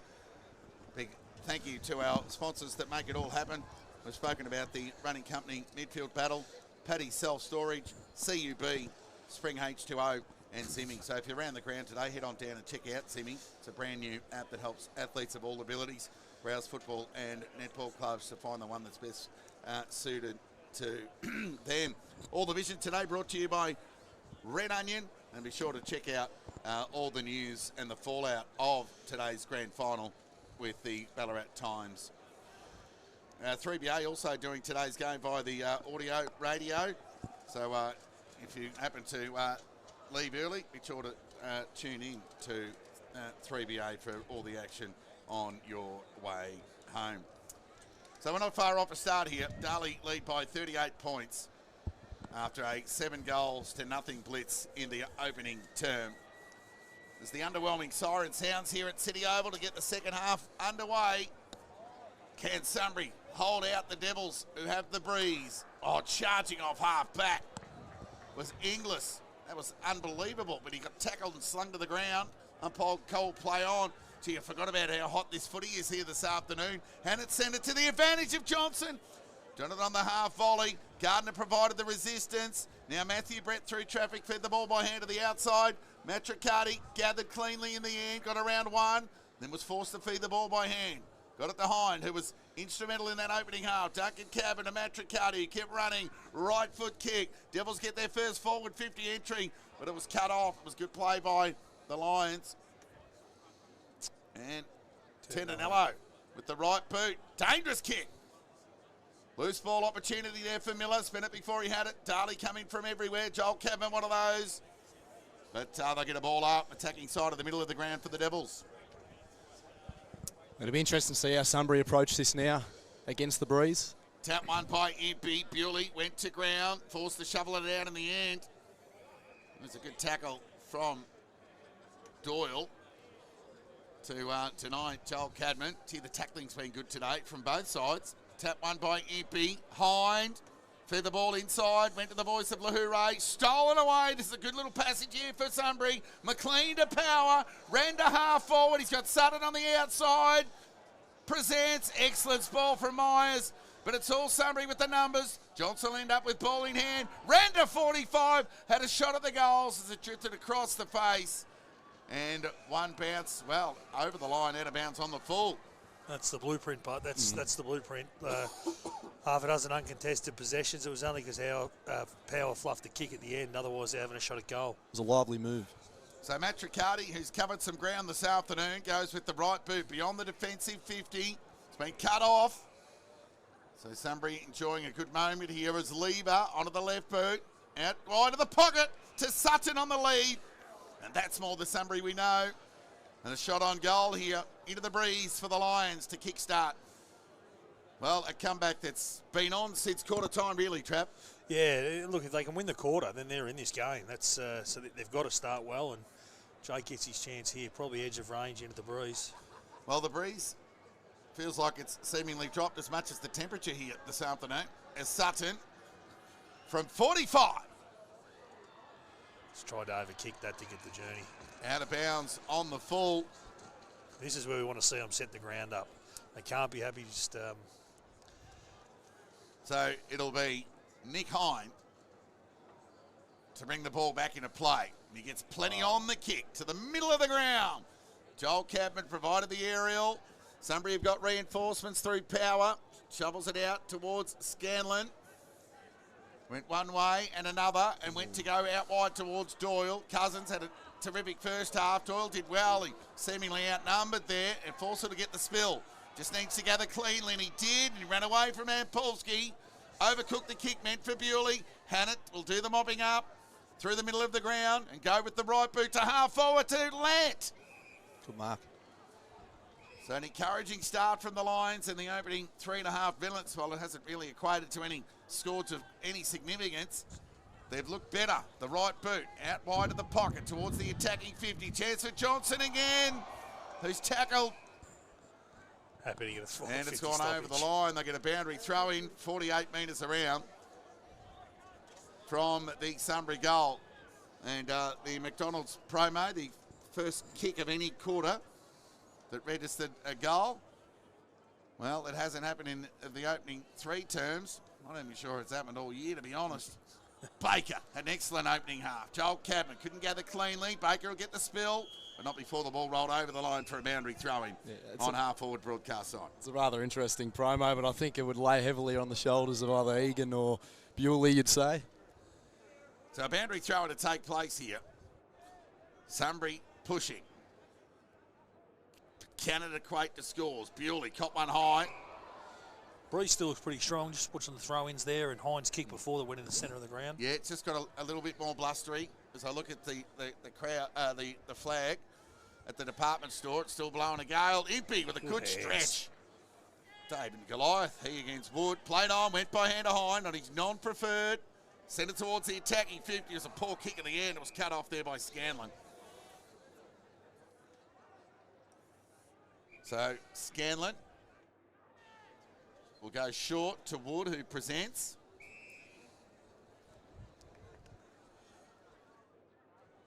So Darley yet to add to their halftime score in the opening 5 minutes with the breeze. So Wood goes with a high up and under kick to broadcast centre wing. Cousins the fly. Umpires picked out a free kick here. It's going to go against the Devils. It's going to go to Pulski, who's in a world of hurt. Pretty sore, doesn't he? Yeah, he's just clutching at the knee. His game will stop here. Get another CUB break. He's in a bit of pain, Polsky. And he's an integral part of the Sunbury makeup. While he was in and out of the side momentarily earlier in the season, he's been crucial in the last 8 weeks especially, that's seen Sunbury win 7 of them. He has, and he looks close to done. He can't even weight bear. That'd have huge ramifications because they don't play a second ruckman. You saw Joel Muir dominating the reserves, got best on ground in the game before this. There's always a risk taken in 2 rucks, but it's times like this you wish you had one. So Johnson's the one who chops him out. It probably means now if he doesn't come back on that Johnson has to ruck the rest of the day. Eels. Eels, they could use Eels, that's right, they probably would. But it does take away a little bit forward if those guys are having to take the ruck. So Polsky will make his way from the ground. Yeah. Had a bit of momentum, Sunbury, haven't they? The first 4 or 5 minutes. They've looked good. Well, you know how much of a battle that is between he and Impey. They cancel each other out, really. They need to be both out there to contest to keep both teams with a chance to be winning the ball. So, massive loss for Sunbury. Yeah, one of the spring H2O aerial battles we were talking about has come to a premature end as Hannett was sort of dragged down from behind. And we'll get a ball up here on the attacking 50 for Sunbury. It's been a high-pressure game. The Devils have been able to respond to the pressure better. Oh, that was a clever tap from Baker. Dribbling ball from Adam Azzopardi out in the direction of Fawcett. Bewley. Now that's holding the man, but they'll get the advantage here through Fawcett, who just tries to tip it over the top to Johnson. And it knocked away from him. Ground ball opportunity for Jack Bewley. Went back inboard, turned it over to Sutton. Fed it to Riley. Just the territory dribble game towards Lant. Myers provided the pressure and the tackle. Well done, Not before he could feed it to Miller, who just ran away to half forward. Now he's in trouble. And got the overlap to Doyle on his preferred left. Yes, Found the running Stevens, who can run into an open goal. Oh, that was terrific. And that's the start of the third quarter Sunbury were after. Fantastic there. You know, it started. Lance's effort against Myers was crucial there. You know, he's given away a lot of weight in that battle. He won it. Released the hands to Miller. Miller lightning quick, invisible motorbike quick. Takes ground with the ball, draws 2 Darley defenders over the top to Doyle, who was composed enough then not to blaze and to find the loose Sunbury player inside forward 50. Great spatial awareness. He knew that he was going to be out there. Yep. Yeah, no, it was really well done. That's how they need to play if they want to get back into the game. So a pulse remains out of the Lions camp despite the loss of Ant Polsky just moments ago. Next contest, all important. Bewley foraging, forced to release the ball, turnover. Cameron got it to the outside to Stevens. Confidence up for the Lions at the moment. Doyle with the left boot, feeds the ball into attack. Looking there towards Lant. He's got some toe, but he went to ground. Hine might have caught one high. Umpire called, play on. And now it'll affect a stoppage some 25 metres away from the Sunbury goal.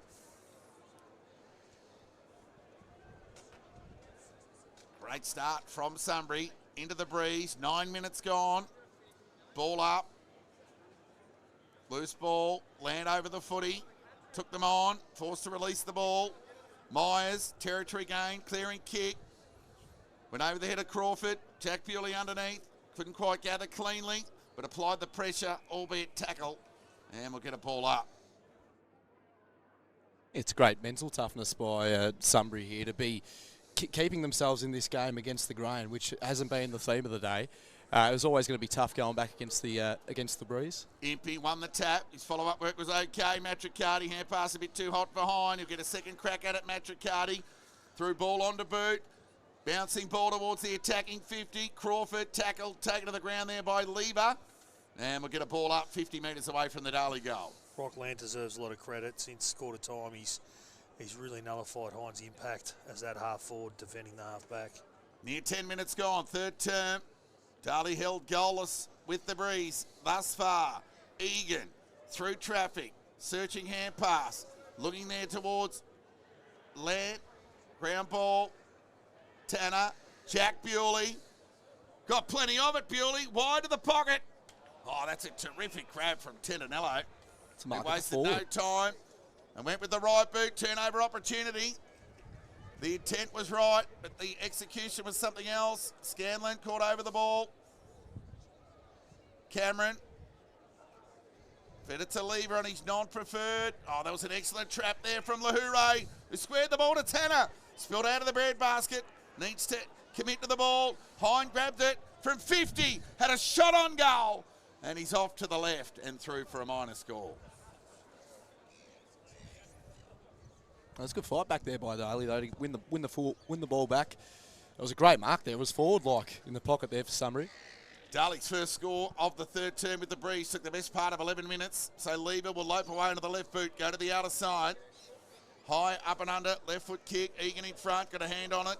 Impey did the roving. Nice little sidestep there from Brett Bewley. Left foot kick to the fat side was clever. The vision terrific. Found Joel Cabin, who went short to Hine. He's had the radar on in front of goal here this afternoon. He's the only Devils player to kick multiples. Raging favourite for the medal this far out. Sure. They've had a few good ones, but he's been fantastic. Yeah, he's been good. Explosive. Set it up early. There's just no substitute for leg speed, really, is there? No. And he burnt off his opponents as well. You could see the frustration between them of who was actually going to be marking him there while he was free 40 metres out straight in front. So Hine from right on 50. Kicks on its way. He makes no mistake this time, Hine. He's got 3. The Devils have got 9. And they're out of a 39-point lead here on the McDonald's Ballarat scoreboard. Sunbury need to continue to be brave with the ball. They're still close enough. If they can have a good 15, 20 minutes, they need to continue to be brave and try and score at their end. So while Bewley, Baker, Cousins and Myers have been solid for the Devils today, just the efficiency, the impact and the damage that Hine's been able to do, it has him as a firm favourite to take one of those medals on offer. Post-match win, lose or draw from here for the Devils. Yeah, his impact's been enormous. Back at the restart. Tap one by Johnson, searching for Egan. Just wonder at what stage Sunbury give up their loose. They're playing the loose, obviously, with Scanlon have had that all quarter. What stage they give it up and rolling forward and equalise. Johnson won the tap again for the Lions. Egan starting to accumulate with the left boot to space, albeit half forward. There's no one at home. Lahoure will do the mopping up. There was an excellent gather from Matt Riccardi, who went with the right boot. Along the line, Brett Bewley presented, took a nice grab on the chest. He's probably had more of it than anyone today, Bewley. Lahoure's Scanlon's direct opponent. So That's Brett Bewley chisels the ball to a forward pocket over the head of Johnson. Bouncing ball wide of the pocket. Tanner caught over the ball by McLean, who's on the last line of defence at the moment. We'll get a ball up. That's the trade-off for the Lions. With Roland Scanlon back, they can't afford to kick the ball out of centre clearance forward. Johnston. Tenanello. Not out of trouble yet. We'll get a ball up here. Just metres away from the Darley goal. A stack of players around the footy. It's a hot one at that as we near 14 minutes into this third term.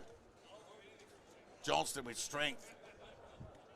Fed the ball out towards Miller, who missed all and everything out of bounds on the full. Joel Cadman a rebound from outside 50. Had Gardner short, but he elected to go to the long option to a pack of players. Ground ball, umpires picked out a free kick here. It's going to go Sunbury's way. And it'll go to Lever, who's tried hard behind the ball under the pump today for Sunbury. And he'll go short. The kick was okay to Scanlon. I'll try and work it out here. The Lions, who trail by 39 points. Gee, it's been all on the back of that 7-0 blitz in the opening term from the Devils. He goes to the outer side of the ground. Egan the fly, got a little touch on it. Stevens, the gather was terrific from the youngster and ran away. Kick, just overcooked it, meant for Lant. How's the pick up there from Hine? Onto the left boot, squaring kick, beautiful. True centre half forward. Found Hatcher. Class dripping off him.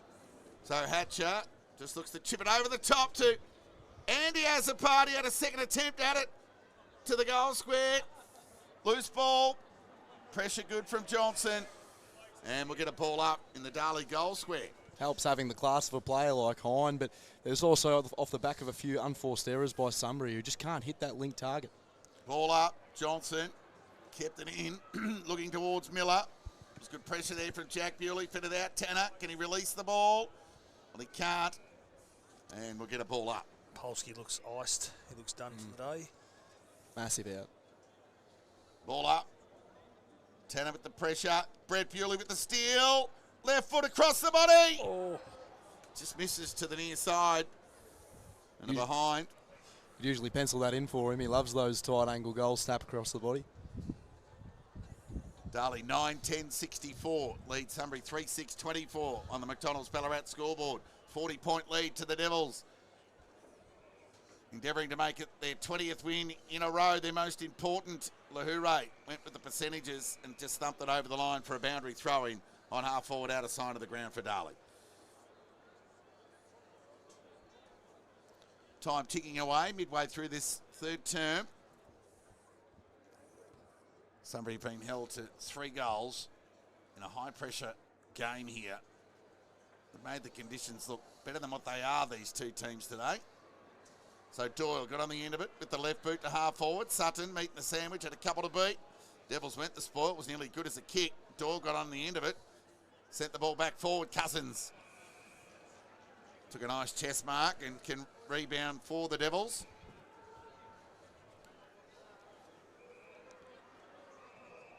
We'll have to bring the ball back, so. Spent a lot of time in the ruck now, Johnson. Not sure how much longer he'll last before he does that rotation with Eels forward. Hine didn't hear the whistle. You reckon he was a thief running away from JB Highfever with a TB under his arm? No one around him. Lance found him now. So Cousins, I'm not sure they'll see much of him next year either. Short kick there. It was cut off there by Miller. Andy Azzopardi. Good defensive work there from Duncan Cadman, but a turnover opportunity here for the Lions through Miller. He needs to release the ball quickly, and he did, but they'll get a turnover here. It's a hot footy. Brett Bewley, composed, fed it to brother Jack. Right foot kick goes along the line. Johnson in the middle. Off hands, over the line. We'll get a boundary throw in on true centre wing out of side. Near 18 minutes gone, third term here. Darley lead by 40 points. Boundary throwing. A kick with the aid of a 3 or 4 goal breeze. Johnson was good in the ruck again. Now he's in trouble. Dropped it. And it'll be pinged by the umpire. Duncan Cadman plays on. Gee, it was all a bit much. But White got on the end of that loose ball and sent it wide to a dangerous area. Tanner had it knocked away from him by Scanlon. Wood provided the support. Got it back to Scanlon. Inboard. They negotiate by hand. Lever's hair pass. Found Boyd, who got it over the top to Doyle. He's had a bit of it in this third term. Short kick was good to Cameron. Went inboard by hand to Power. Can give it to Boyd if he wants, but elects to go by foot. Eels, got it! A really good kick by Power. That was a great build-up from Sunbury, and they'll go back and have a shot on goal here. Doyle has been busy. Yeah, he's had an excellent third term. Between the arcs, he's continued to accumulate. Big kick this. So Eels, he should thread this for Sunbury. Oh, it's another let off. That's the same side Darley missed there too last quarter, that right-hand side. Hit the post. Gee, it was a collective sigh of relief for the Devils in one side and disappointment for the Lions as Matthew Brett lopes away to the outer side of the ground and gets plenty on the kick. Gee, they've taken territory today. In front there was Crawford, was spoiled in the end there by his own man there in Johnson.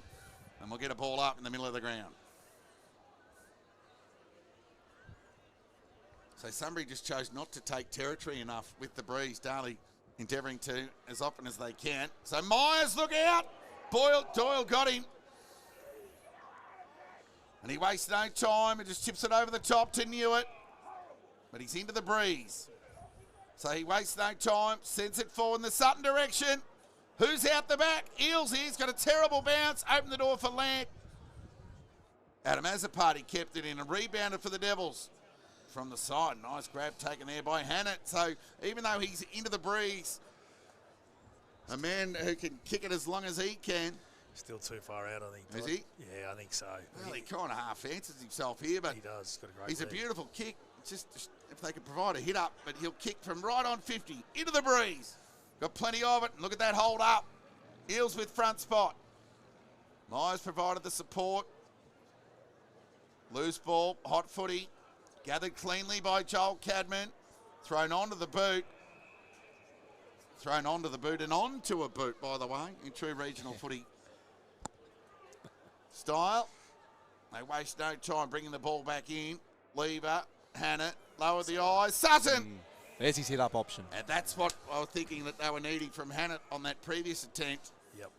So Sutton will go back with a chance to kick his first and an all-important fourth for Sunbury to get the margin back to 33 points as we just enter time on in this third term. Just watching Sutton ahead of the ball, having coached him for 4 or 5 years, it's one area he's really improved on. He's always been able to come at the footy at the right time, but he does so much work, 3 or 4 leads before he kicks at the ball and has his last lead. Working really hard ahead of the ball. So Sutton to keep the Lions in it. Kick looks good off the boot. They like it, the Sunbury fans, and they're back within 33 points here at City Oval. You can't just stand and have one go at it against a player of the quality of Myers.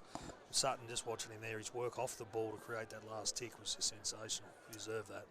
So he's just missed the one game this year, having played at Essendon VFL, and ironically, they played him off half-back. Interesting now, I think it's that 33 points, Todd. It's 33. We spoke about this. If they could get within 30 points at three-quarter time, that'd be a chance. Yep. Near 22 minutes gone, third term. Impey with the early fly. Bewley with the steal. Sent it forward to Tanner. Excellent ball from Riley. Hatcher needs to be clean. Went to ground. Sunbury's defence fighting hard to deny the Devils. And they will for the moment. As Tanner's caught over the ball and will get a ball up 45 metres away from the Darley goal. Then you see a bit of play like that out of the middle. Just one tap, straight down the pipe, straight inside 50. It's Darley at its best. Yep. Ball up. Johnson tried to grab it out of the ruck. That's getting predictable for the Devils. They should be onto that. And we'll get a ball up. So Baker off the ground. I think he spent a bit of time off it. We'll get a ball up here. Shallow entry inside 50 here for the Devils. A kick to the Barry plant end in this third term. It's nearly high on Cadman. Umpire call play on. Riley's held up. Tackle taken to the ground and we'll get a ball up. Right call from the umpire. Sunbury's Johnson's rucked the whole quarter since Polsky went off. They'll probably use him up this quarter. They'll need him inside 50 in the last if they're a chance to win it. Ball up. Tap one by Johnson again. Stolen by the Devils version of the Johnson. High up and under. Spoiled from Lever. Was as good as a kick. Gallant. Nearly pushed. Umpire call play on. Cameron got it the outside to Boyd. He got a territory gain to out of centre wing. Bouncing ball. Gardner knocked it back. Not out of trouble yet, the Devils. As McLean gathered, went with the outside of the right boot. Adam Azzopardi endeavoured to keep it in as he kicked the ball back over the shoulder. Bouncing ball. Miller just needs to be clean and composed.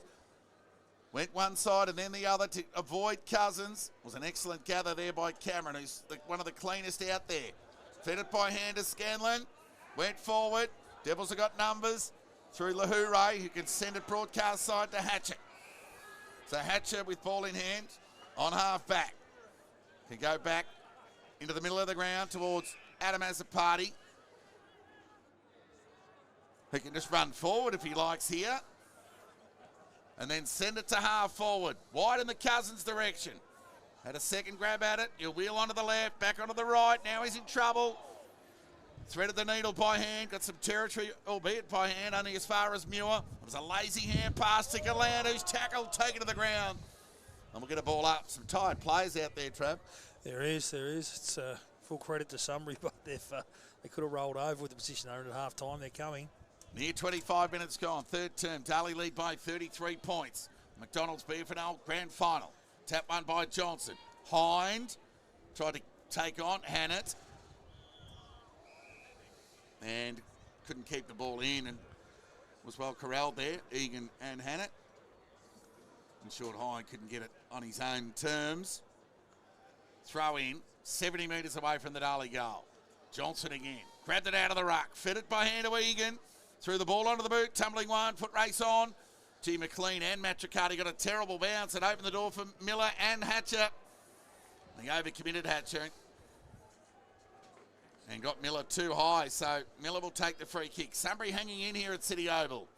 He went short to Scanlon. It was okay. See if they can pitch another one here late, Sunbury. It'll be game on in the final term. So Scanlon with a high up and under to outer centre wing. Players fly.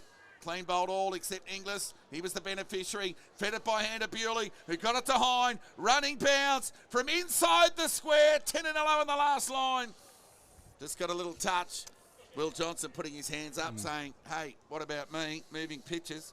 And the Sunbury kick, before Scanlon even kicked it, that's the one that's coming back all day, every day. They're never going to get through with that. They've got to find a way around like they have for most of this quarter. So Lever lopes away onto the left boot. Like that. Kick was good. Found Miller, who could have gone back to Lever if he likes, but you continue the pattern with the right boot to Cameron. Tick, tick. So they've been quite trusty out of their bat. It was Doyle, in fact. So Doyle with the high up and under with the left boot. Now's Cameron. Could have been interfered with there, but umpire said no. And we'll get a ball up on centre wing out of sight. It's almost a straight drop down, that ball, in the end, with how high that went. So on the McDonald's Ballarat scoreboard, Darley lead by 34 points. Ball up. Baker back on the ground. Hurry kick out of the congestion. Just found a supporter in the end, over line, out of bounds on the full. So Darley's efficiency levels have dropped substantially in this third term. This is where they've done well off these LDLs by Sunbury. They tend to launch off them pretty well, get good shape off them, Darley. So Gallant, high up and under kick to outer centre wing. Excellent spoil there from Brett, who got it to Duncan Cabin, who found Andy as a party, who looks to square the ball. Cousins! There it is. That's again LDL punished.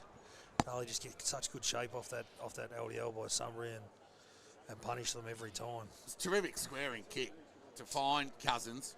It was. Yep. Who's had a good day. Yeah, the swingman display that he's putting together here today just shows the class that he can do it at both ends and why he's on a VFL list. And I'm a chance to jinx him, but a lot of players from here, you'd say they're maybe 50-50, or these ones you nearly mark in the book. Well, his dad would mark himself in the book, that's for sure, Shane. But Fancied himself? Well, he fancied himself more than Mace with a shot on goal, so we'll see how Mace goes from here. From 40 metres out, they need this one, the Devils, and he doesn't let them down. Mace Cousins gets his second, and Darley getting an all-important 10th. And breathing space, 10-11-71. They lead Sunbury 4-7-31. We're back to a 40-point ball game after that arm wrestle of sorts seemed to be favouring Sunbury through the middle part of this third term. Yeah, it was just, again, before they kicked that last one, I think it was Gallant. You know, as soon as they're slowed, as soon as Darley can cover off the centre of the ground and force Sunbury straight, it's all Darley. Johnson's just gone forward for his rest and heels into the ruck now for the first time this quarter. Ball up. Eels and Impey. Impey won that tap. Egan fed the ball by hand to Power, who tried to get the overlap to Doyle, who went inboard looking there towards Miller, who's corralled well there by Bewley. Somehow Bewley ended up with it and fed it to Inglis. How did he do that? 2-on-1, favouring the lines. Wood will do the mopping up. Good pressure from Hine. Like a thief in the night, ran him down. Loose ball get was good there from Scanlon. His kick smothered by Brett Bewley.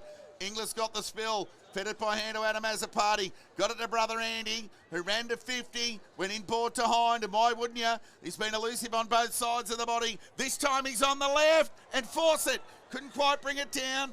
Went back through the traffic, but the siren sounds for three-quarter time here. And Darley, who were seemingly under the pump, albeit kicking with the breeze due to the pressure of Sunbury, lead by 34 points. It's a comfortable lead, but Sunbury to kick with the breeze in the final term. And before we go to the CUB three-quarter time break, Alex, you got the goal scorers for us. Yeah, we do. For Darley, we've got Hine with the 3, Cousins with 2, Inglis, Johnson, Crawford, J. Bewley and B. Bewley with 1. And then for Sunbury, we've got McLean, Tansanello, Stevens and Sutton with the 1. So a 37-point lead has just been extended to 40 at the three-quarter time break. So almost, Darley obviously going firm favourites given the enormity of the lead, but since quarter time, Sunbury have outscored the Devils 4-3. But that Devils blitz, if they were able to hang on and get it done, it'll be all on the back of that first quarter dominance And Darley's best players have all played well to date, but Sunbury, they weren't without some foot soldiers in their own, especially in that third term, Trav. Yeah, that quarter was a win for them, there's no doubt about it. Whether it was a big enough win or not, we're about to find out. But, when they started to change lanes with the ball and they started to get overlaps, their half forward come into the game, I thought it was Doyle's best quarter. I thought it was Lance's best quarter. Probably Miller's. A lot of their smalls started to get the ball on the outside and show some run. And, that's their ticket to victory if they're going to find a way to win it. I think Johnson will probably have to spend the quarter inside forward 50 to play that forward for Sutton, which will put a lot of pressure on Eels in the ruck against Impey. Sunbury just need to harness that same energy they brought at the start of the quarter. Ampolsky going down was just a real nail in their coffin and hurt so much you could see. But even after that, for about 5 minutes there, they were showing really positive signs. Signs that in this last quarter, if they bring that, can definitely get them back in the game. Yeah, they were able to narrow the margin in the running company midfield battle. They started to get a bit more ball between the arcs, and just on Jake Egan, it must be tough for a 21-year-old to take all the accolade and the recognition of Henderson Middle and perform on the competition's biggest day. Some 5 days later, we've seen it over history. It's always been a tough one to back up and get your head over winning an award and getting it done on the big day. Yeah, it happens often, doesn't it? When they win the medal, they don't quite play to their standards on grand final day. And when you turn up too and you're going head-to-head with a guy the quality of Bewley, it makes it hard. But Jake's the sort of player, if somebody were to win this, you would not be surprised at all if he had 3 big clearances and bobbed up inside 50 and kicked 2. Yeah, he had a good third term and had some good patches in that second term. And the Spring H2O aerial battle, well, Ampolsky, he's null and void from that now, but Johnston provided some aerial presence, and while it was predictable with his endeavour to grab it out of the ruck and get a territory gain or handball give, he certainly applied himself well against his fellow VFL listed company there in Impey. But a CUB break, guys, the 3/4 time break now upon us. Chance to refill your beverages, grab a CUB product of your choice from the fridge, and buckle yourselves in. We've got one final term to go in the McDonald's BFNL season. It's the grand final on the line, but it's the Devils who hold all the trump cards at the moment. They lead Sunbury by 40 points, but the Lions, with the breeze at their back in the final term, will give it one more big crack. But time will tell. We'll have a break and be back with the final quarter action in 5 minutes' time.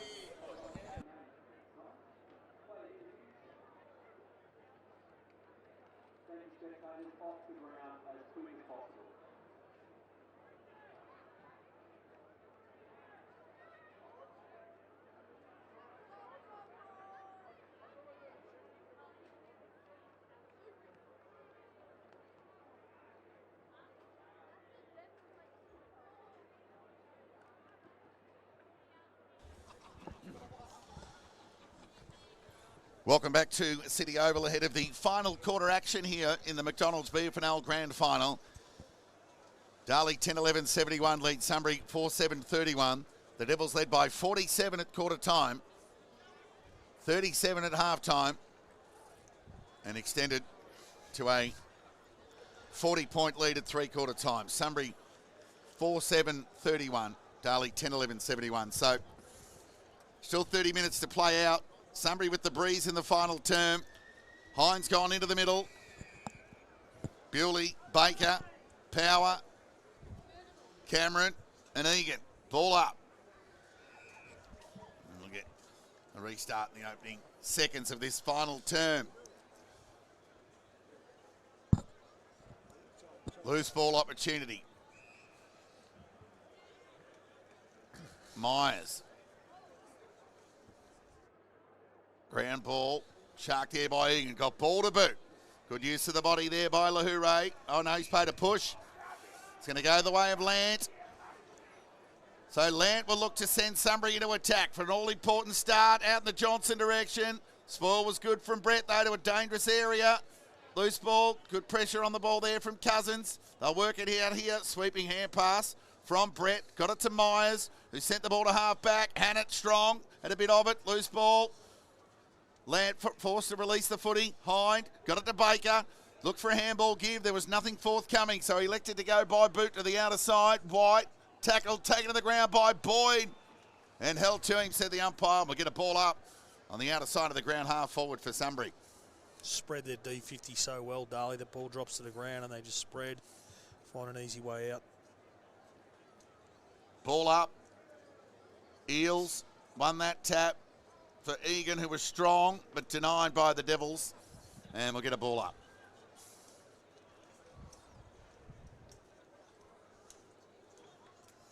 Darley endeavouring to make it 4 premierships in 9 completed BFNL seasons. Of course, there was an abbreviated year and one that didn't take place at all, given to COVID. So Egan's kick was spoiled and then gathered by Hine, who's been held up by 2 Sunbury players, and Cameron and Power, those 2. So Eels knocked it boundary side. Baker, who was super important in that opening half, fed the ball by hand to White. Turnover opportunity. Ball will get banged back in, deep into attack. Sutton, can he keep it in? Well, he's corralled. Somehow did. Lant didn't bend. Cousins did, was the beneficiary. Joel Cadman's hand pass was stolen there by Egan. He snapped across the body, went as far as Myers, who copped some attention there from McLean, but happy to get it rushed through for a behind. Time just ticking away, though, for Sunbury. They really need to make the most of these scrambling opportunities. They just need it to end in a goal. It is do or die here, and they can't be wasting time. So Myers to bring the ball back into attack. Got plenty on the kick, into the breeze. Players fly. One of those was empty. He took a nice grab. His second contested mark of the match. Nice grab from the big fella. Can just feed it to Hind. He's on his right boot, and he'll look to find an option. It's a short one. Made it difficult for Gardner, who made the kick look better than what it was as he tapped it over towards White, who sent the ball in the Bewley direction. Speak of Jack, who coughed up a free kick at the end. It'll go to Riley. Chance to rebound for Sunbury. So he's looking for an option. He was nearly going to go backwards there momentarily, Riley. So he gave it to Hannett. He sent the ball forward. Matthew Brett couldn't hang on. It was a big stretch. Through traffic went Cadman, who went backwards with the kick. It was well measured and composed, and found Billy Myers. So Myers on the last line of defence from the Devils. Got a bit on the kick as well. Bewley went early. Hannett fed the ball by hand, searching one hopeful. Crawford, and it knocked away from him. Pressure good from Cousins to square away a stoppage, and we'll get a ball up 50 metres away from the Sunbury goal.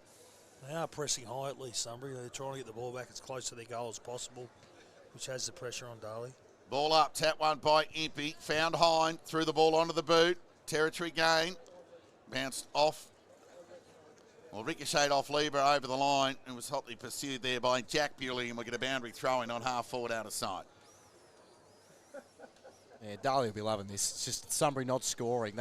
Sunbury don't score, obviously. They win the game. So they're just going to be happy to be content with just keeping Sunbury at bay. Tap one by Impey. Bewley just shoveled it out, hoping, found Hind. In the end, they've hooked up well, and the kick was good, and found Johnson, who presented to outer side centre wing. And he's looking for an option forward. Darcy Matricardi calling for it, but he's 75 metres away. Turnover. Hannett gets it back for the Lions and can repel. Baker had front spot. It was Bewley who had front spot. Had it knocked away from him there by Johnston. There's good pressure there from the Devils captain to square away with a stoppage. And we'll get a ball up right in front of the Sunbury coaches box. Yeah, they rank 1 in defence this year, the Devils.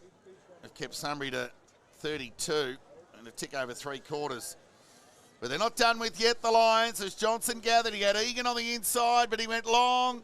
And Myers on the last line. Out of bounds on the full. Not his best kick. He's been a great recruit for Sunbury, but Johnson, he's the type they've needed for the last 4 or 5 years. So Myers again. Beautiful drop punt. Beyond the defensive 50. Players fly. Lieber had front spot. Couldn't hang on. Hind. Off he goes again. Took a running bounce. Geez, he's had some metres gained today, Hind.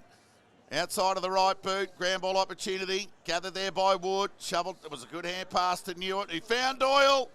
His chip over the top. Looking towards Stevens in the middle of the ground. He's off on his bike. Oh, he's corralled. Now he's in trouble. Broke one, then another. Fed the ball by hand to Doyle. Kick smothered by Fawcett.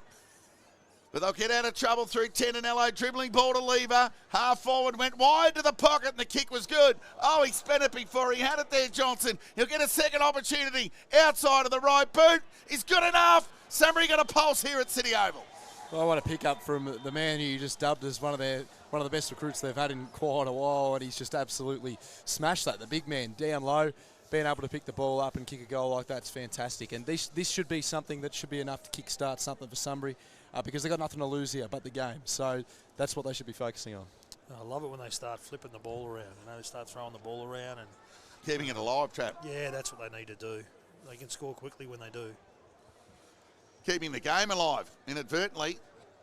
10-11-71. Darley leads Sunbury 5-8-38 on the McDonald's Ballarat scoreboard. Tap one by Impey. Has the gather from Baker. But the tackle was good there from the Lions. We'll get a ball up in the middle of the ground. Is he hurt? Good pressure there from Cameron. Oh, it was a hard tackle. It was. Especially from the back. Get a ball up.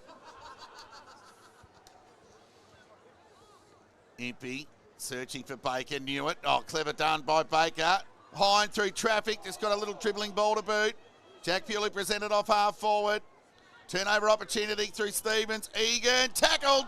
Taken to the ground. He just got boot to ball. Gardner attacked the ball well. Fed the ball by hand. It was good to Joel Cabin. He got it to Matt Riccardi. Dribbling ball on the boot out in the direction of Adam Azzopardi. Didn't bend. Opened the door for Hannett. But kept the ball alive. He knocked it back in. Joel Cadman held without it. You get a free kick here. Surge is definitely on. They're all chips in now, Sunbury. They're throwing everything they've got at the Devils. Now's their moment. Joel Cadman.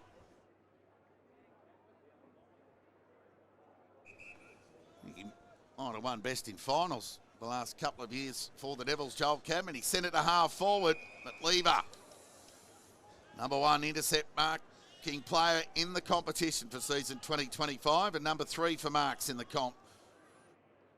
So he goes to a attacking position in the middle of the ground, but it's been cut off by Cousins, who just lowered the eyes and found Hind, who marked on half forward, and he's off. 50 metres out from goal, goes wide to Impey. I'm going to be critical of Sunbury here, but when Lever had the ball, he had no choice but to go long and straight because nobody worked laterally for him. They've got to set the ground up better, or the ball's going to continue to come back quickly like it did then. It might be a harsh critique as well on the mark there with Hind. You know he wants to turn and go as quickly as possible. You've got to be covering him, his whole body. You can't be giving him an inch because it will take a mile. That's probably a good way to put it. Impey, 49 metres out. It's not a bad kick from the big fella, but it's drifting across the face to the goal square. Ground ball just gets rushed through for a behind. Well, when Hind marks and someone's, on his hammer, have you ever tried to catch a fly out of mid-air? That's probably what it's been like to deny Hind as Hannett brings the ball back into play. Right, Egan read it best. Good use of the body. Early use of the body on Matt Riccardi. This is what they need. That's great, Jake. He went by hand to Riley. It was a poor kick. Matthew Brett's in trouble, but he went the percentages and found Cousins. He's in trouble. He went low. He's holding the ball. And holding the ball. Free kick will go the way of McLean, who's tried hard with his defensive pressure today, McLean. Bit of a trademark of his. And he goes wide to the pocket. It was a good stretch from Johnston. Chance from here. We said during the third quarter that when he spent a lot of time in the ruck, he'd have to spend the last quarter inside 50 to help them score. So hopefully for Sunbury, Eels can ruck out the majority or all of the quarter and allow Johnson to stay forward in Ampolsky's absence. So he'll kick from the boundary line, just inside 50. Wow.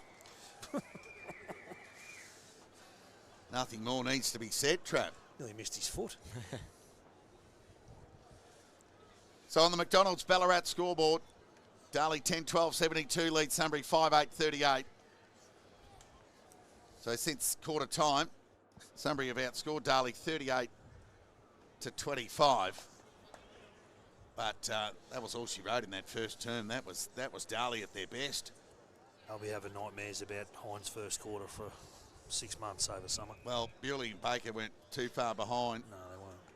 But like we spoke of, that impact. Maximum damage.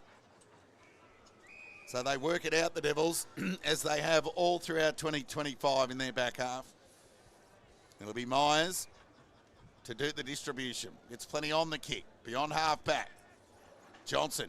That's good body work. Out-nudged Johnston and took an uncontested mark in the end. It was good craft there from Johnson. And goes short to Matricati. And short again to Adam Azzopardi. So it's a good execution of the fundamentals as we tick into the 11.5-minute mark. Hind. Still plenty of time to play out here. I don't want to go too safe for the Devils, but Matricati's had a bit of it today. Will look to move the ball forward towards the attacking 50. Didn't get a lot of the ball. Jack Bewley lucky to get away with the push on lever. So too Bewley on Johnston, but Hind got the loose ball. Sent it to a dangerous area. Ground ball opportunity for Lant. Good pressure there from Tanner to lock it in. Fawcett nearly did the steal, but Tendanello got ball to boot to another dangerous area. Cousins in the back, went the spoil. Knew it, Muir, power. And he ran away with it and got plenty on the kick to outer centre wing. Foot race on here. Myers did well to keep it in front of him before the reinforcements arrived. But the umpire says, I'll have it, and we'll get a ball up. Great battle, that. Here, 12.5 minutes gone. Darley by 34 points. 10-12 plays 5-8.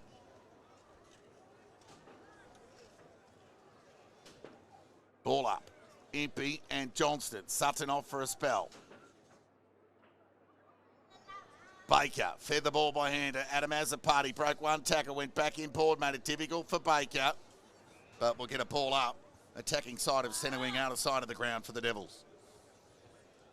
Yeah, it's just time ticking away. Precious seconds for somebody trying to get themselves back into the game. Duncan Cadman into the ruck. Won the tap, went to ground.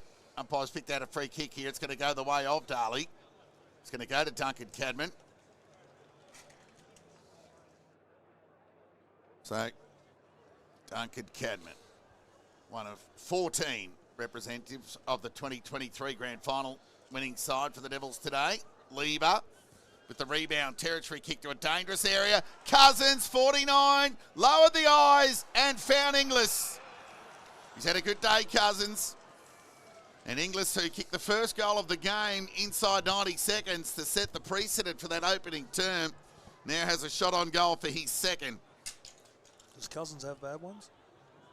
That's true. Goal here. You could almost say the game's put to bed. It's just against the grain. It'll make it very tough. I'm with you. The game ends here if it goes through. So it'll be a 30-metre kick into the breeze for Harley Inglis. Mini boot, as they like to call him. Shot on goal. And it's off to the left. Oh, Johnson thought he might have kept it in, but it might be a behind. Yeah. Definition of live wire, isn't he? Mm. He's in everything, Johnson. Yeah, he's never out of it. So Hannett will go to the obvious and find Wood. Defensive 50, squaring kick to Lieber. He's tried hard today. Played on, went to Gallant. Now they've got to get some speed on the ball. So he goes wide towards Newitt. So from half back, they can go to half forward here. Not a bad kick. Miller. Joel Cadman's happy to hold it in despite the pressure of Egan. And there'll be a ball up on half forward outer side for the Lions. Near 15 minutes gone. Darley lead by 35 points. Egan has had a bit of it in the second half. High up and under kick. McLean presents. Crawford took a nice overhead. And he'll look to waste no time and go to Matthew Brett laterally.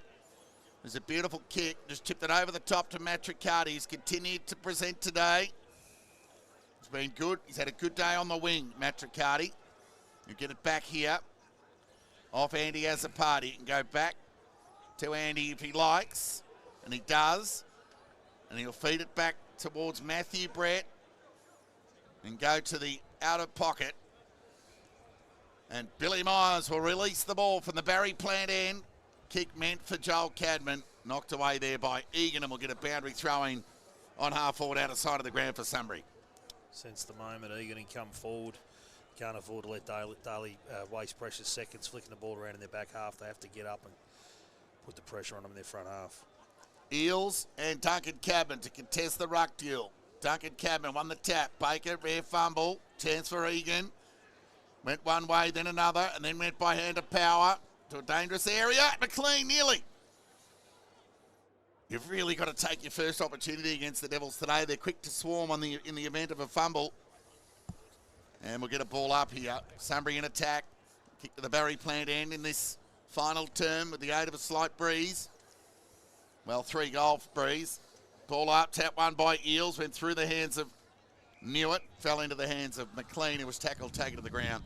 Gee, the tackle numbers will be through the roof for both sides today. Yeah, they were high early in the game, and they're high now. Ball up. Chance for Egan. Can he finish off his good work? Just momentum took he and the ball. Well, took the ball out of bounds on the full. It'll be Myers to do the rebounding again for the Devils, He's had another solid contribution behind the footy for the Devils today. Most definitely. Their backline setup's been fantastic. As it is throughout the season, we talk about how they've been first for defence. They're just a first-class team in general, and they've really showed that this season, only dropping the one game. So Billy Myers, who continues to rack up the disposals in the back half, goes with the right foot kick. Would the fly? Timely spoil there from Cousins. Loose ball opportunity for Power. Fed the ball by hand, meant for Cameron. Baker took him on. That's holding the ball. Really need a goal here. So Cameron will take the resultant free kick on half forward. They just need a target. Makes it difficult when Sutton's off the ground. So Gallant, he went short to outer centre wing. Kick was okay. But that kick was poor in the end. It was well read off the boot by Duncan Cadman. He'll suck some more. Precious seconds out of the clock. If the English miss kept them alive, the 2 or 3 or 4 minutes that's passed since might have killed them. So he's told to play on. Now they're in trouble, the Devils. Crawford's kick was good under pressure to Myers, who found Matthew Brett. So it's a bit of a brotherhood, that back six, because you're forever under the pump as a defensive unit week in, week out in a very even competition. Just the camaraderie of all and sundry, all defences really. Duncan Cadman couldn't hang on. Sunbury got the release through McLean, who found Doyle from outside 50. Can he get one of those torps that he kicked post the quarter-time siren last week? I actually think he can get this with a drop punt. Wind assisted, I think he'll kick a drop punt, and I think he's a chance. So they narrow the margin to 29 points. A shot on goal here from Doyle from outside 50. He's got a bit of it, but it's left and every bit left and stays out that way. And they'll just get a marginal gain, albeit a point, on the McDonald's Ballarat scoreboard. 5-9-39 Sunbury. Darley 10-13-73. 19 minutes gone. Final term. Billy Myers.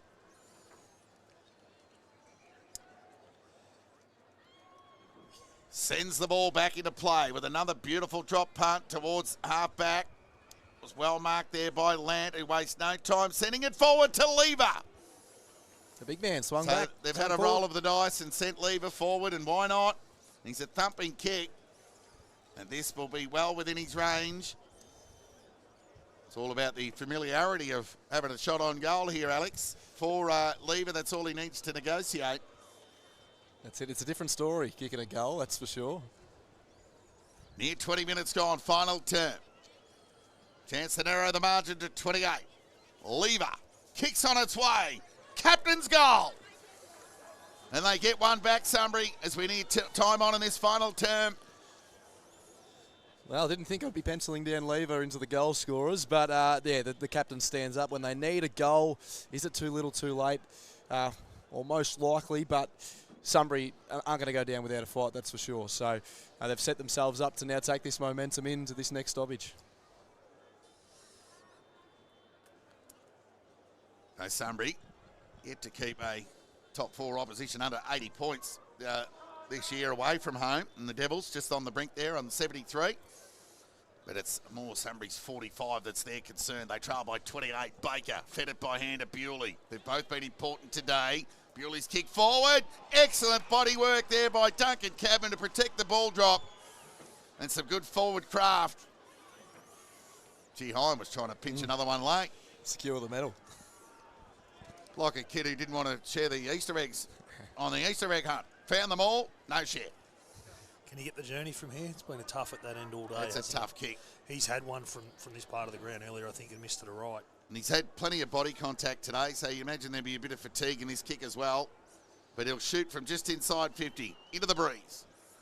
High up and under kick. Won't get the journey. Johnson got back, speak of Sunbury's version, and took a nice intercept mark. He wastes no time. It was a laconic kick, made it difficult for Cameron. He's got a couple to beat, but an important touch on it. Crowd up and about. They're enjoying a rare moment right in front of them here on the broadcast right-hand forward pocket to the Toyota end. And we'll get a ball up. 21 and a half minutes gone. Darley lead by 28 points. Tap one by Johnston of Sunbury. Industrious was Adam Azzopardi. High up and under kick. Loose ball opportunity. Hatcher! Goal! That's the cup if it wasn't already. That's the cup if it wasn't already. Yeah, the Darley faithful go wild as they most rightfully should. They're all getting ready to be coming out onto the ground because that's Darley putting the game to bed right there. And they've just been to, you look at the game, how they started it off, it was going to be a mountain to climb for Sunbury. That first quarter was just vintage Darley, as we harped on about before, and that really just set up the game. 22 minutes gone, final term in this BFNL Grand Final. And Darley, through Grant Hatcher, get their 11th of the afternoon, 34-point separation. We're back at the restart. They're starting to celebrate at Devilland. The pots will be flowing at the Royal Hotel and at the Darley Golf Club. And looks like the rain is just about to come down here at the BFNL. Hurried kick out of the middle of the ground. Cousins got clean bowled. Sutton back on the ground. Foot race on. Myers happy to see it over the line for a boundary throw in 30 metres around from the Sunbury goal. So Luther Baker and Harley Inglis will become 4-time premiership players on the back of a win for the Devils this afternoon. Brett Bewley, a 2-time premiership captain, 2-time Henderson medal winner, 2-time runner-up. Been a star and an ornament of the competition since returning to the club, albeit on the long route around from Williamstown and Fremantle. Back at the restart, Sunbury in attack here. Force it. Well, it bounced off his chest in the end. Power. He's had a good season. He's integrated into the midfield for, I still think he's a bona fide winger myself, Trav, but he's a good run and carry player. Baker. It's one of the differences between the two sides. If Harry's at Darley, it's Baker, Bewley and Hind on the footy, and he's wing half forward, isn't he? Yeah, Sunbury's on the footy. That's the difference. Darley by 34 points. 24 minutes gone, final term. Johnston with the tap. Couple of seagulls fighting over a chip there, and we'll get a ball up. He's averaged 30 a game, so he's stood in the role pretty well. Loose ball opportunity for the Lions. Can they make it count? Power. Gallant. Got ball to boot. Miller. McLean, who's tried hard. Just hasn't had enough room, McLean. So he's been good without the ball, and he's tried hard. I like his endeavour, Johnson, like his too, for Sunbury, and we'll get a ball up. Well, he was integral last week, McLean as well for Sunbury. He really got them, he pretty much got them the win in that last quarter. Tap one by Impey. Through traffic went Cameron, threw ball onto a boot to a vacant pocket. Foot race on here. Lever went to ground. His ricochet ball nearly fell into the hands of Hannett, but it'll end up with Bewley. Gardner, back to Bewley. Left foot kick. He's had 30 plus today, Brett Bewley. High up and under kick to outer centre wing. Players fly. Gallant, one of those. Somebody got numbers through Egan. Sidestep and support was enough for Egan to execute the kick. Uncontested in the end, and found Hannett, who wastes no time sending the ball forward to the pocket over the head of Sutton and Cousins. And we'll get a boundary throw in right forward pocket to the Barry Plant end in this final term here at City Oval. Hard being Jake Sutton. You hit at the footy and you got Billy Myers on your back and Mace Cousins chopping up the space in front of you. Hard to find a way to get the ball. Darley by 34 points, 25 and a half minutes gone. Final term. Hind, been arguably Darley's best alongside Bewley. Kick turnover by Hannett. Can he do a run and finish with the right boot? There's the fly. Players up. Sutton wanted the free, denied. We'll get a ball up. He needs a freeze. No chance of catching it against them two. As good as he is, Jake. Well, Sutton and Egan, 1 and 2 for free kicks for Sunbury this year. Ball up. Tap one by Impey. Hind held up. Ball spilled out. Impey was Myers, in fact. It was tackled, taken to the ground. Gee, we've had plenty of ball a mile away from us here from this vantage area of the commentary box or truck. High up and under kick from Gardner. Didn't go the required. The grab was good there from Egan. Umpire call, play on. And then he's tackled, taken to the ground. And the intent of the tackle was equal to that of the game opener. And I guess McLean got one of his own back. Hence the ferocity. Ball up. Boundary side. Chance here for the Devils through Myers. He's had plenty of it in the last quarter. Got it beyond the defensive 50. Johnson inboard. Important touch on it there from Tendanello. Get a second crack at it. Can feed it by hand to Boyd. Ground ball. Did well. Oh, he missed the target. Meant for Muir. You get a second crack at it. Oh, went to ground. Stolen by Johnson. They got no one forward, the Devils. So he'll just dribble the ball for a foot race, and Andy Azzopardi's got some toe. And he gathered. And the tackle was good from Gallant. Call it even over the line for a boundary throw-in. On half-forward broadcast side for the Devils. Right in front of the Darley faithful. Yeah, understandably, Darley's numbers up the ground. Just trying to keep Sunbury at bay as the clock ticks down. So Sunbury just been able to kick the 2 goals with the breeze in this final term. Tap one by Impey. Thought Hind was there. Knew it. Over the line, we'll get a boundary throw-in. Battle hard. Obviously today will be all about Darley, but they've had a good season, Sunbury, and they'll get a lot out of this. So Hind will... Paid on the full, I think. Oh, okay. He'll go short to Baker. The soon-to-be 4-time premiership player with ball in hand.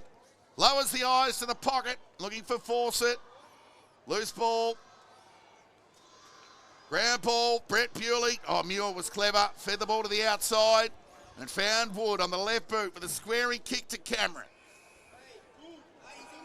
Oh. Hey, 50 metres. Just got into the zone, so Cameron looks to push forward.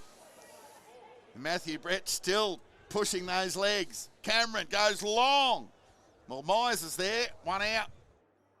And he'll just knock it through, over the line and out of bounds. So he just tried to get the journey there, Cameron, from 70 out, but Myers was the only one in front of the footy. Back to Baker, hasn't he been a warrior? I remember a time when he was underrated. Not for a long time, but... No, he gets the deserved recognition from all the rival coaches and club supporters alike. Boundary throw in. Loose ball, Myers been super. Right foot kick out in the Adam Azzopardi direction, who's presented and played his role well today. Tried to get the overlap towards Harley Inglis, who kept it in. Well, we thought he did. It's gone over the line and out of bounds. So Harley's dad, Jim, has made the trip down from Queensland and will duly celebrate with Harley, who will become a 4-time premiership player alongside Luther Baker. And what's been a big 9 years for the Devils. This will be their 4th flag, Trav. It's been pretty impressive effort from the Black and White over the last 10 years. Johnson got the steal and sent it forward.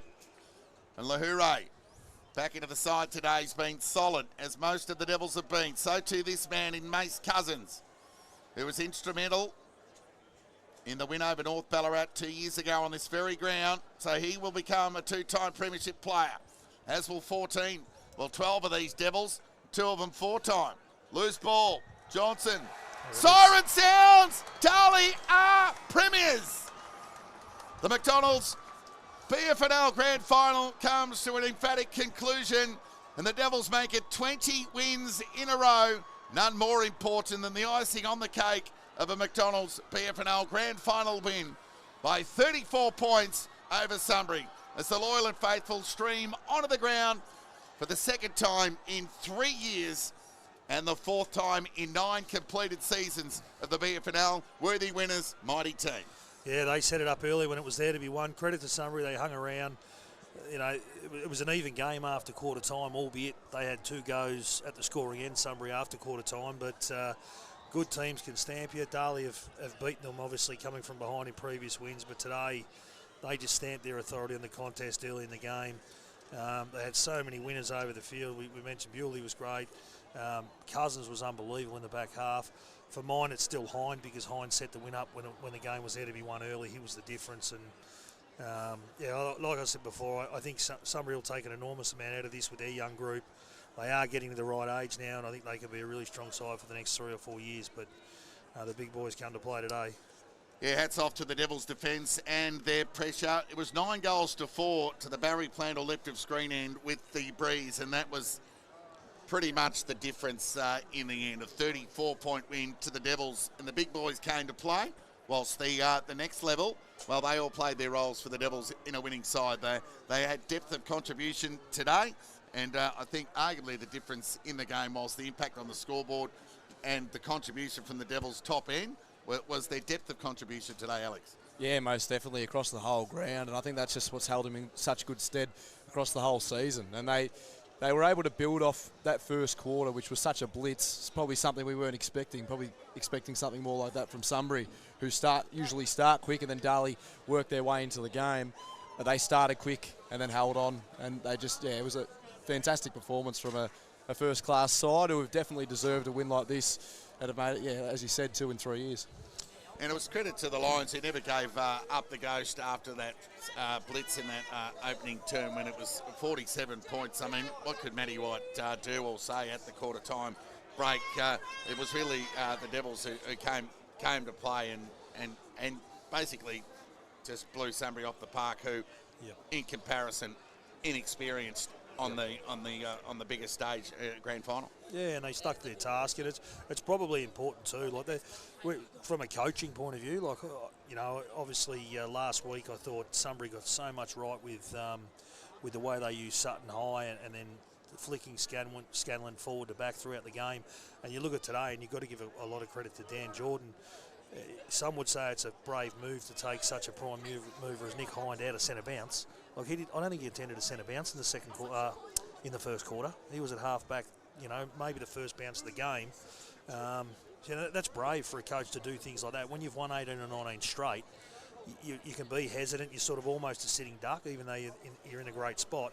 But he was brave enough to flip Hind to half back, and boy, did that pay dividends for them. He just chained the ball through the middle of the ground and scored and set goals up. So that's full credit to them. They were unbelievable today, early. Tips for the medal, they do give 2 out. I'm happy to go with Hind and Bewley. They finished runner-up and 4th in the Henderson medal this year in 2 standout seasons for the Devils. We'll get a tip from you boys for the 2 medals. I actually think it'd be good if it was split. I think they had that many good players that more than one player deserves to win it. Sometimes the same bloke gets both. Oh, right. Yeah, but I think look, Bewley was unbelievable, but I'll go Hind and Cousins. I'd love to see Cousins get one for his contribution down back. Alex? I'm going to match you there, Holgie. I thought the same. Yeah, they were both real standouts for me. Mace up and down both sides of the ground, and then Hind off half-back was unstoppable throughout the day. So, yeah, they'll be my 2 as well. Before we get to the post-match ceremonies and acknowledgements of the medal winners and the presentation of the Premiership Cup, we use this moment to acknowledge our sponsors who've made this all possible on a financial front. Big thanks to McDonald's Ballarat, Ballarat Toyota, Barry Plant, Red Onion, the Ballarat Times News Group, 3BA, CUB, the Running Company, Paddy Self Storage, Spring H2O, and SimE. Trav, you've got some scores in the netball. I've got the winners. You want me to share them, Toddy? Yeah. Yeah, so in the netball today, North Ballarat beat East Point in the under-19s. In E grade, Lakers beat Sunbury. In D, Sunbury beat Darley. In C grade, Sunbury beat the Lakers, so a couple of flags there for Sunbury. And in B grade, Darley beat Sunbury, as well as in A grade, Darley beat Sunbury. So 2 flags to Darley, 2 flags to Sunbury, 1 each to the Lakers and North. Well, Darley were going for 4 consecutive losses in grand finals, I think, in the netball, so they were able to flip that narrative on its head and get a result. So what a big day for the Devils, winning the A-grade netball and the senior football here, not to mention the B-grade. Also, congratulations to Sunbury for winning the reserves grade in the end against a gallant Sebastopol, and big winners in the under-19s East Point. So well done to them. But it's all over here at City Oval in the McDonald's BFNL Grand Final. It's Darley 11-13-79. They've defeated Sunbury 6-9. 45, Trav. And Polsky, it's all over now, but boy, he looks sore, doesn't he? You just hope for him with the season he's had that it's not an ACL. You know, you'd hate to see a player miss a full season, but he looks very, very sore, doesn't he? He's got the ice on the back of the knee. Guys, we'll take one. Have you got the goal scorers there for us, Alex, before we take a break for you guys to lap up the post-match ceremonies and acknowledgements of the winners, and respect for Sunbury, who've done well, feathering their cap, finishing runners-up in season 2025. Alex? Yeah, we have them here. We had Hind with the 3 goals, Cousins with 2, Inglis, Johnson, Crawford, J. Bewley, Cousins, B. Bewley and Hatcher with the 1. And then for Sunbury, we had McLean, Tantanello, Stevens, Sutton, Johnston and Lever with 1 each. So Devils have made it 2 in 3 years, 4 in 9 seasons. And, yeah, they're going to be tough to beat moving forward if they can hang on to this group, with Mikey Edwards obviously to come back into that. Mitch Ward just signed a couple of weeks ago, making a return to the club. So if they can hang on and keep developing their youngsters, there's no reason why they can't push again next season. No, there's probably no doubt now that the team of the last 10 years, aren't they? The last decade, like Melton's won a couple, Easter's won a couple, but yeah, Darley, you know, 4 flags in 9 or 10 years is unbelievable. Yeah, really. It's such a strong, even comp. 4 to Darley, 2 to East, 2 to Melton, and 1 to Bacchus Marsh. And you'd remember that one fondly, Trav. And well. Whilst you do have a well-known Sunbury background, that drought-breaking premiership win by the Cobras was over Sunbury. So, yeah, Sunbury in a bit of a premiership drought of their own. They haven't won one since 2012, despite winning 5 in the first 15 years of them entering the competition. What a great season it's been in the BFNL. The home and away season wasn't as predictable as previous seasons, given you know, the struggles of the Bloods defending their title with injury and unavailability. Gee, they were heroic last week, but couldn't quite get the job done. And they were a little bit slow to start today, Sunbury, on the big stage. Darley just primed to the minute to impact the game, and a little win at the toss there to kick with the breeze. They were all ready to rock and roll. So just before Sunbury were able to realise, hey, we've arrived, it was just about all over. Yeah, and probably a couple of Darley players you'll feel sorry for that weren't out there today. I know there's a couple that didn't quite come up. For Sunbury, it was Guthrie and young Bramble were the 2 that would have played. Obviously, they haven't missed out on much, but there's a couple of hard luck stories at Darley, isn't there? Yeah, Mikey Edwards, he just couldn't pass the medical on Thursday night. He was given right up until the end to be right, but some tough calls are going to be made for the benefit of the team, and Brody Ward was the unlucky one to be left out during the week. So, yeah, so bittersweet moment for Brody and Mikey Edwards. Let's just hope they're able to see the celebratory side and join as one and be part of this this group. Guys, we'll go down to the post-match ceremonies for all the awards and medal winners.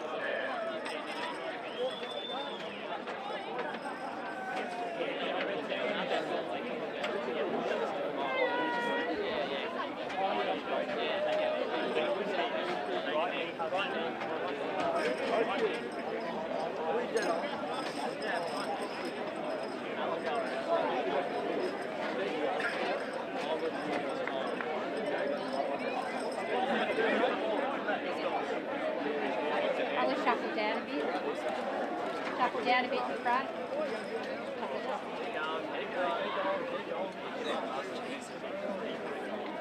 You ready?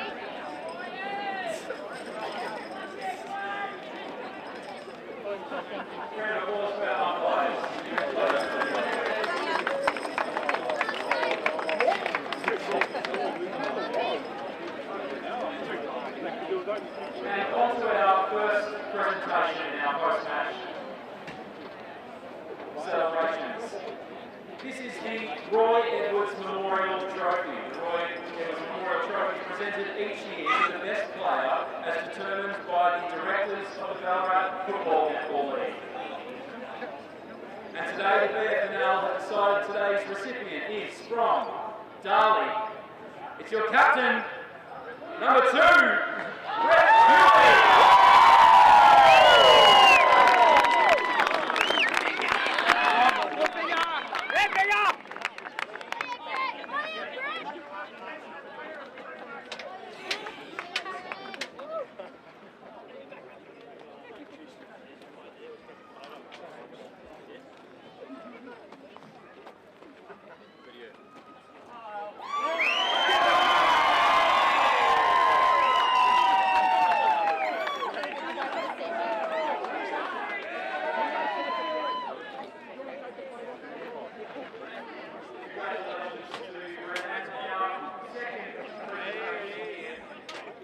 Presented by AFL Victoria Regional Manager Jason Maldoon. This is the AFL Victoria Medal for the best on ground, as determined by our umpires. From Darley, it's Nick Hines!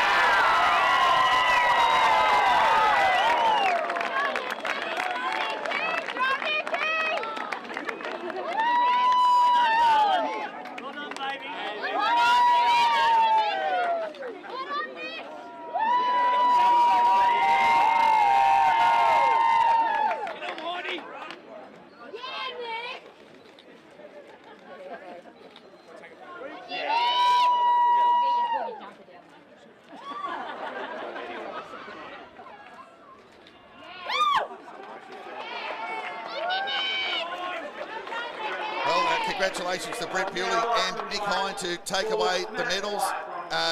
Trav, if we were to do a 3-2-1, we've come up with Bewley, Hind and Mace Cousins. Would you be happy with those three? Yeah, definitely. Yep. Myself and Alex were both super keen on Cousins' game as well. So congratulations to the medal winners. They're just going through the preliminaries. Sunbury coach Matty White there will get up and say a few words. But before you guys get to enjoy the post-match ceremonies, on behalf of myself, Todd Whelan, Travis Hodgson and Alex Kerb behind the mics and the boys behind the vision and production, big thank you to Red Onion and the BFNL for the opportunity.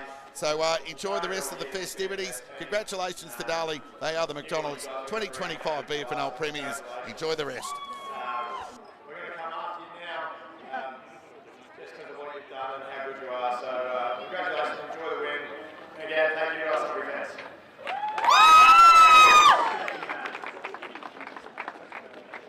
And now I would like to invite to the stage our winning coach from Darley, Dan Jordan.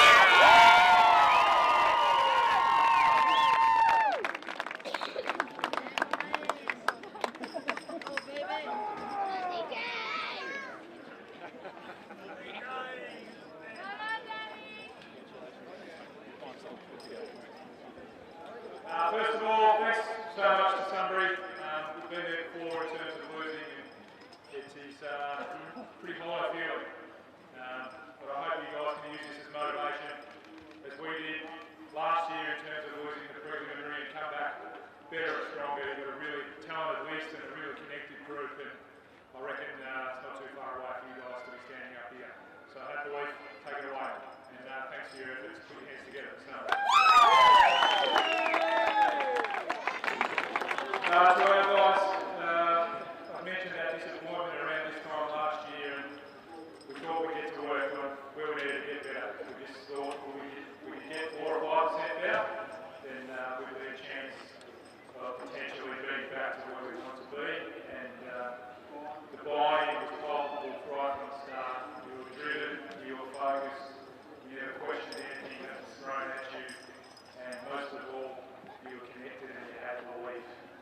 So we sat down and chatted around about November, and on the back of Zach's documentary, we said we were going to dare to Darley. Dare no more.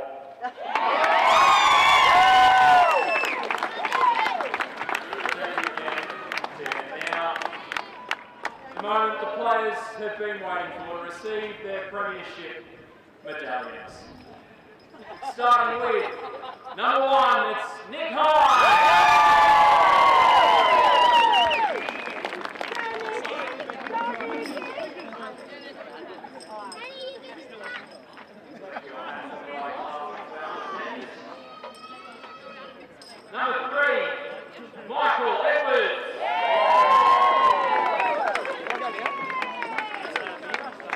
won one of these before. Number 8, Andrew, as a party.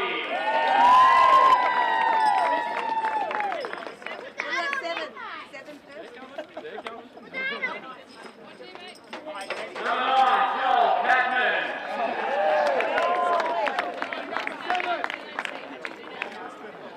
Let him do his job. Number 11, Matthew Brett.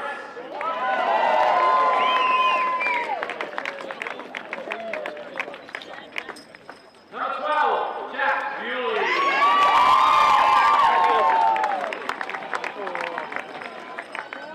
Number 13, Adam as a party.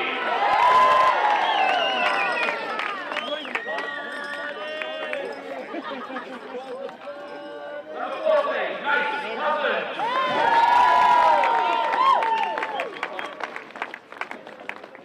Number 17, Mitchell Gardner.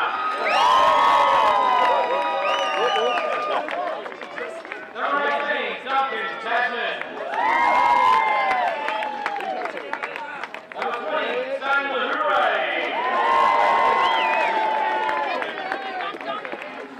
Number 22, Will Johnson.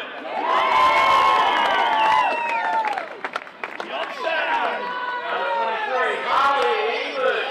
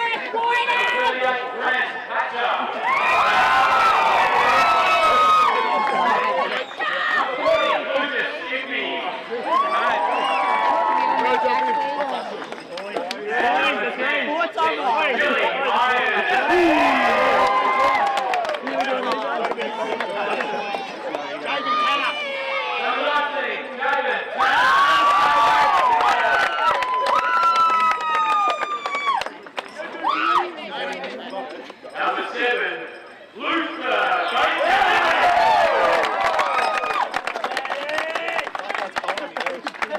And number 2, Brett Bewley.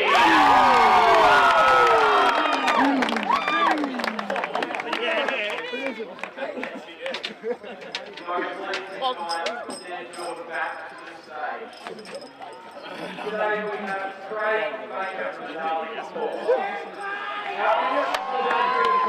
1995 Premiership coach presents the winning trophy. Oh, great. Go, boys.